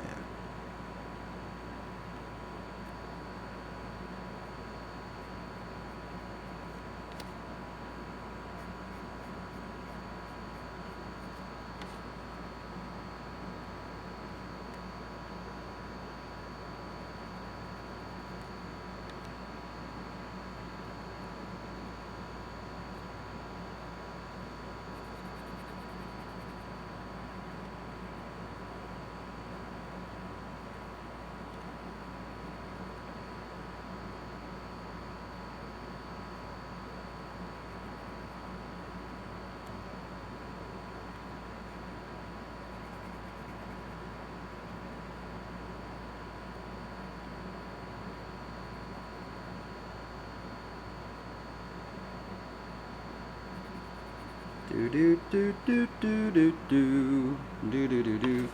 Man, why does the focus not work? Oh well, I'm not even gonna. Let's not complain, right?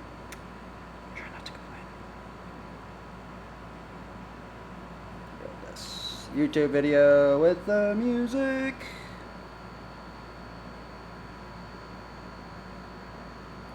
Play. Oh. Play the music. You kicked off your study session with a lo-fi playlist, but now you really need to focus. Ready?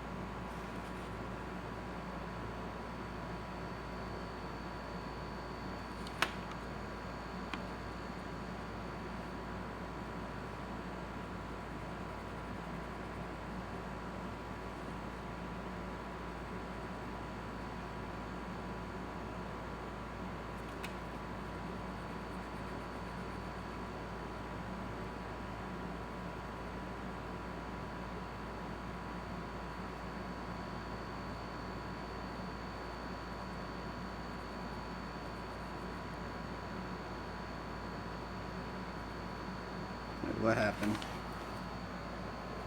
What's going on here? So many tabs open. Close all the tabs. YouTube.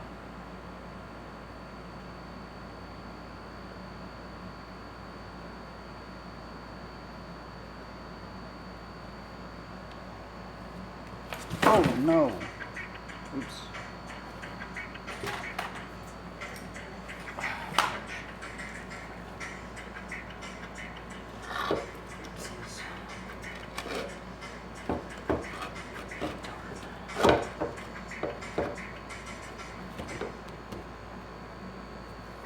Too much weight on there, I think.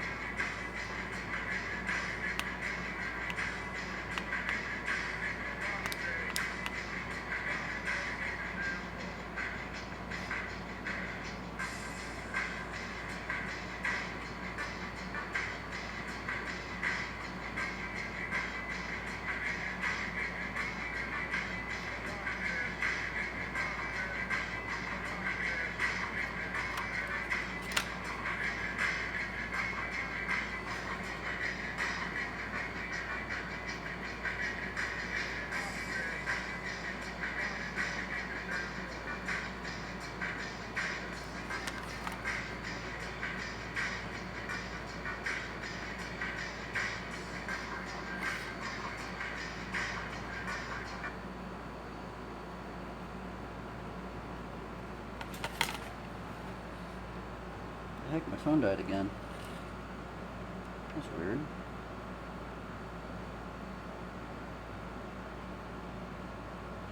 Oh, I must have taken it off the charger. Oops.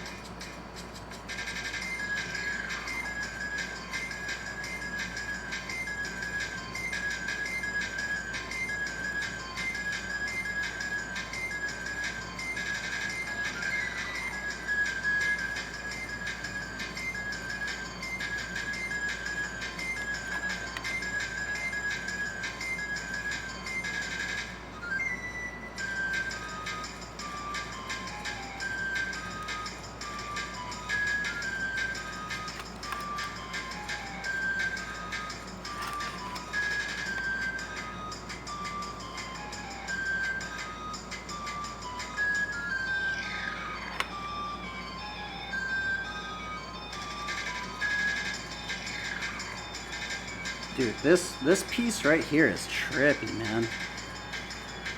I haven't had one like this in a while. I was just like totally confused on even what I was doing. I was like, but that's why I've been liking these, because like, just such an improv task, right?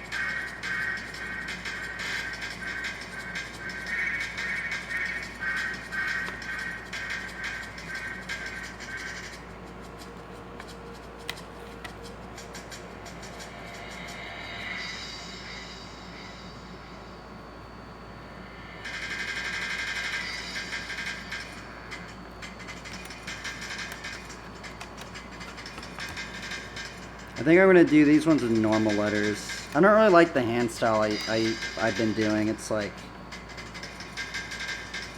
I mean, I still dig it, just, man, it takes too long.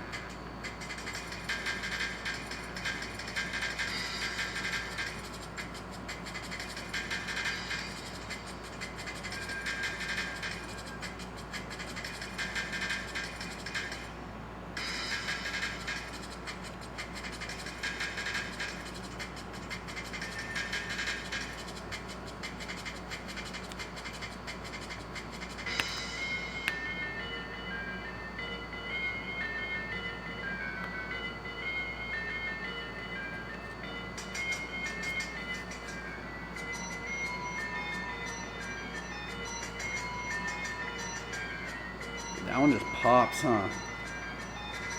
Let's see, what Bible verse we gonna put on here?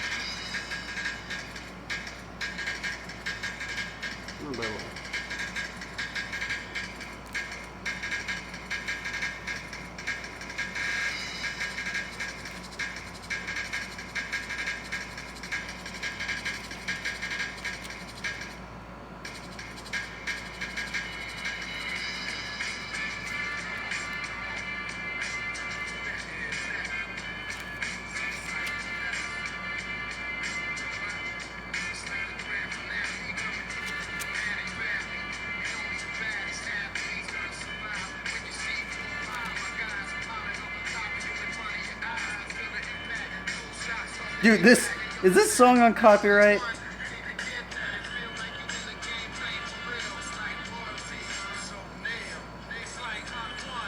I really hope this isn't on copyright. I think it is on copyright. I'm gonna lower this.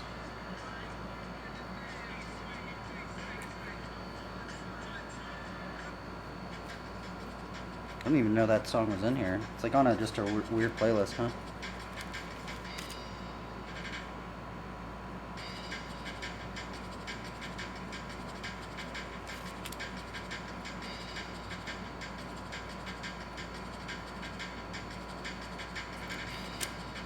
Trying to find a verse to put on here.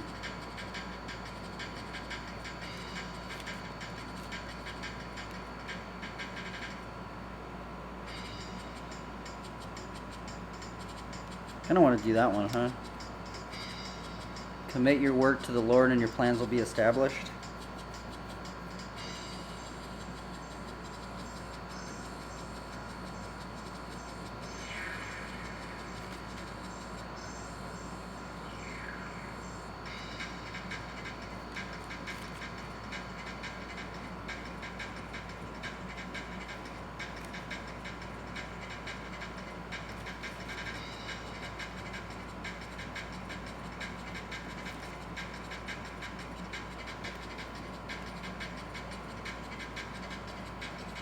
Let's do that one. Proverbs 16:3.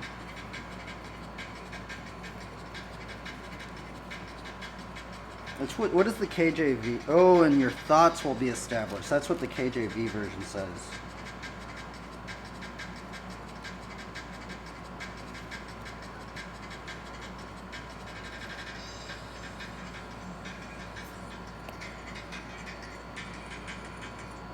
Proverbs 16:3.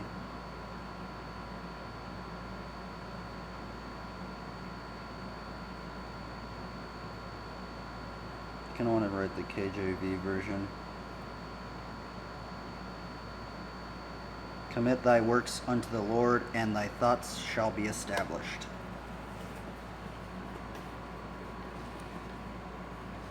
This one I'm going to write just in normal letters.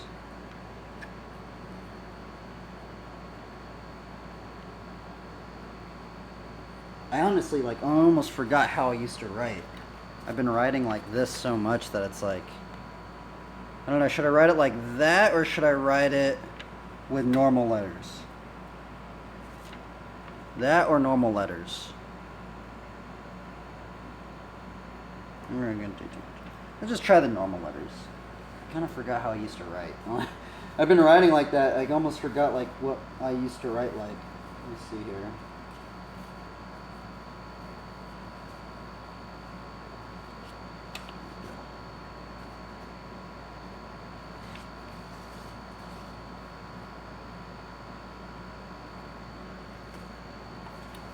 You know what? Maybe we will just do it like with the hand style letter. I don't know. I don't know what to do. Hand style letters or normal letters. I guess we'll do hand style letters.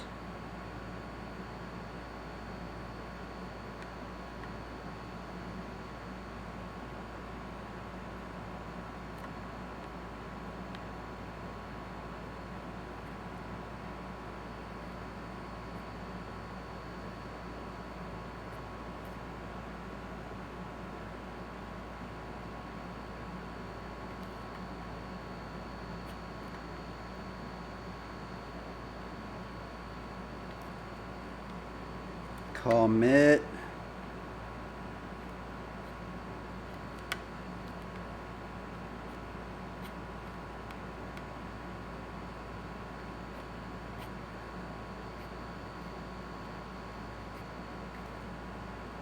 thy works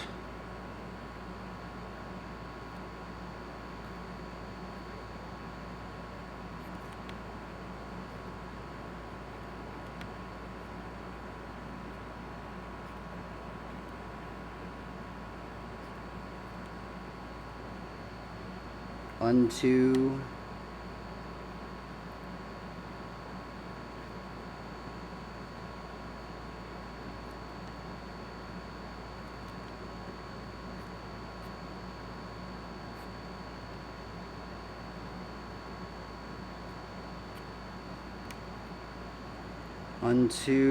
the Lord,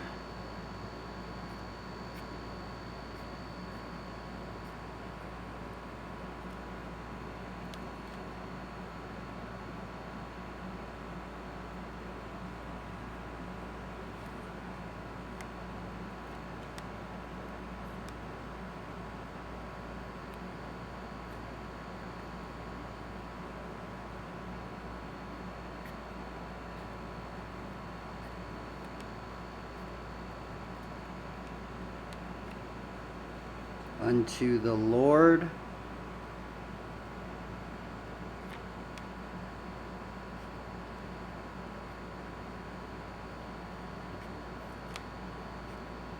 and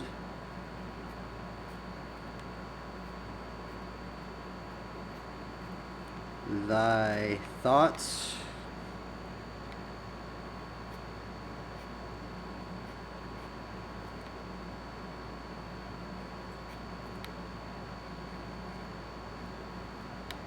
THOUG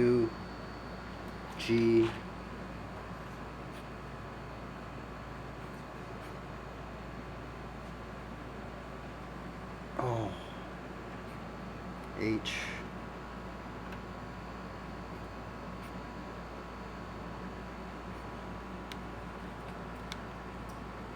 okay.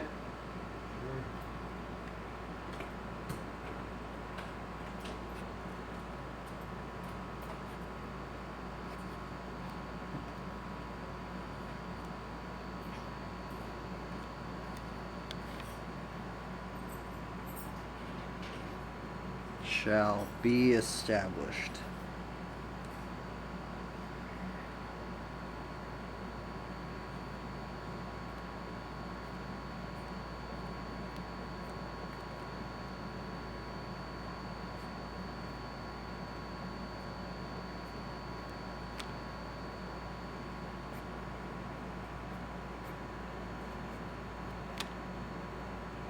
Estab.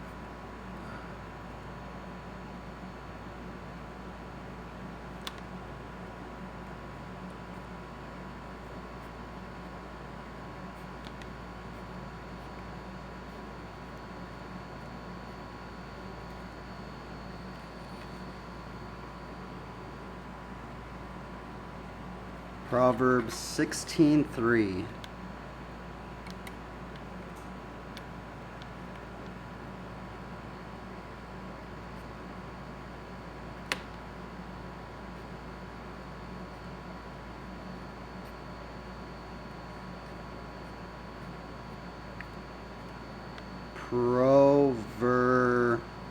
Oh my god, did I almost spell that wrong? Oh my goodness. Okay. Proverb.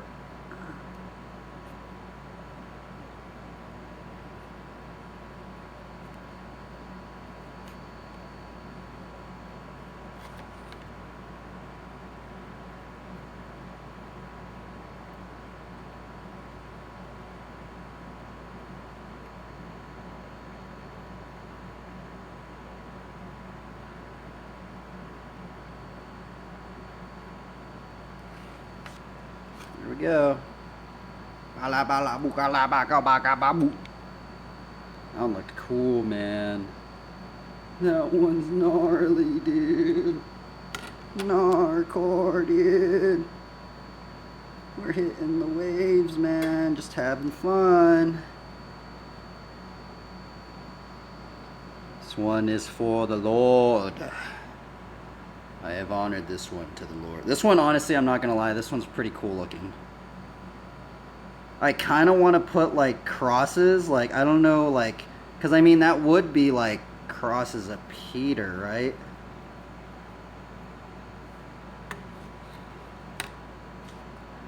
Oh, no, let's just leave them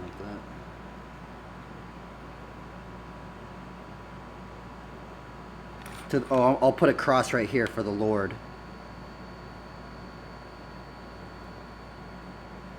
Boom. Look at that. That's the little, I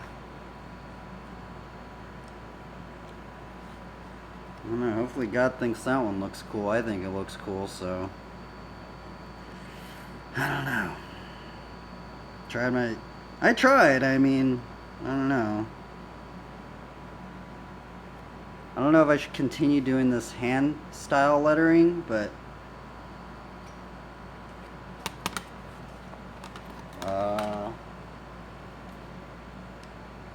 let's do a Bible commentary, I guess, on this one, right?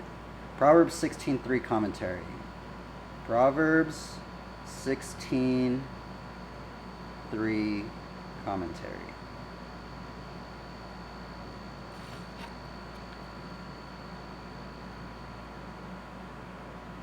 There's not a Bible. Oh, here's one.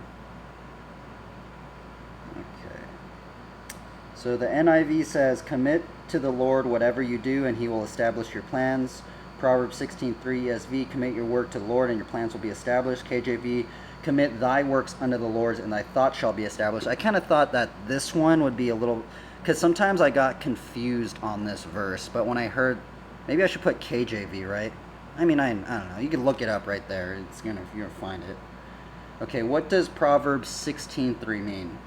The best chance for success comes when plans are aligned with truth. That means those who submit to God's will and seek Him are in better position than those who ignore or reject Him. Following God is never guaranteed of earthly success. John 16:33. However, acting accordance to the truth and goodness removes many dangers from life. Proverbs 1:7, 13:20-22.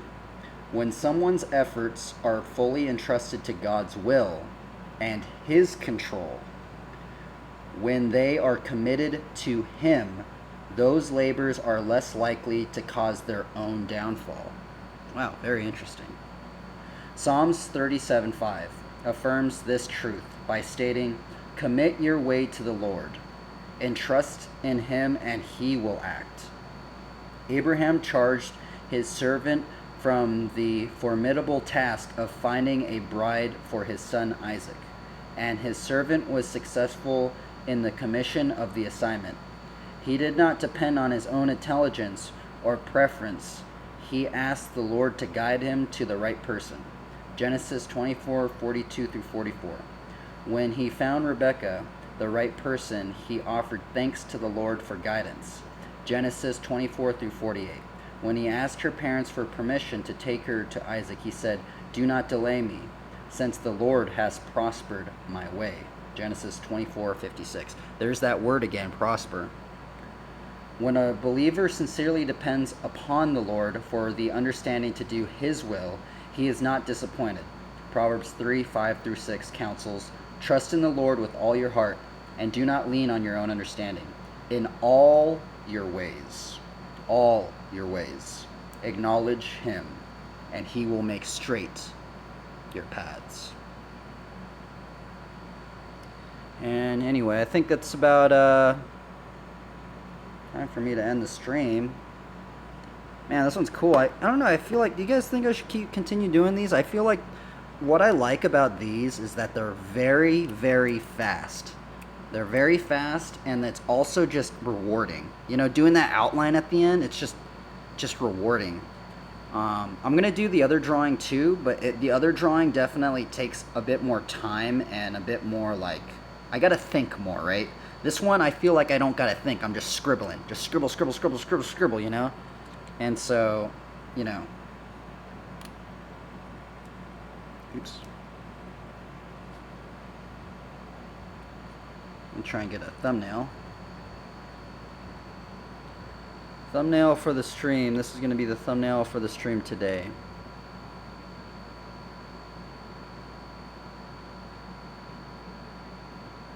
Farewell, everybody. Hopefully my knee continues to get better. I think it's going to get better. I'll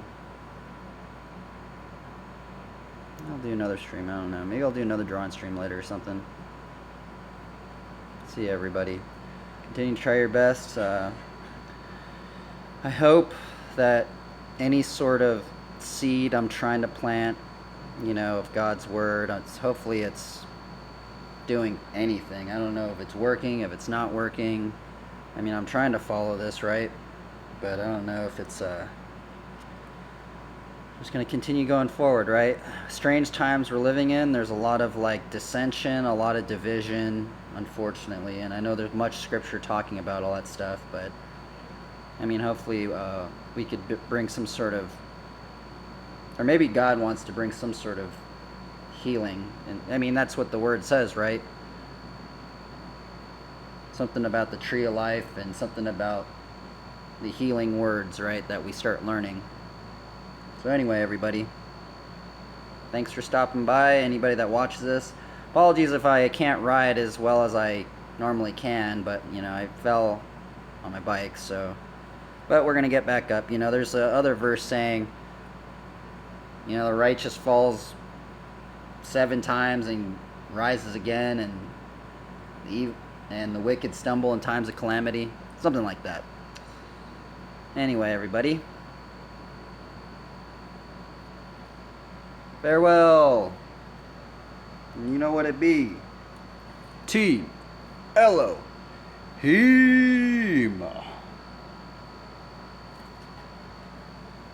Oh. Okie dokie. Alright. Okay, let's turn this off. Bye-bye.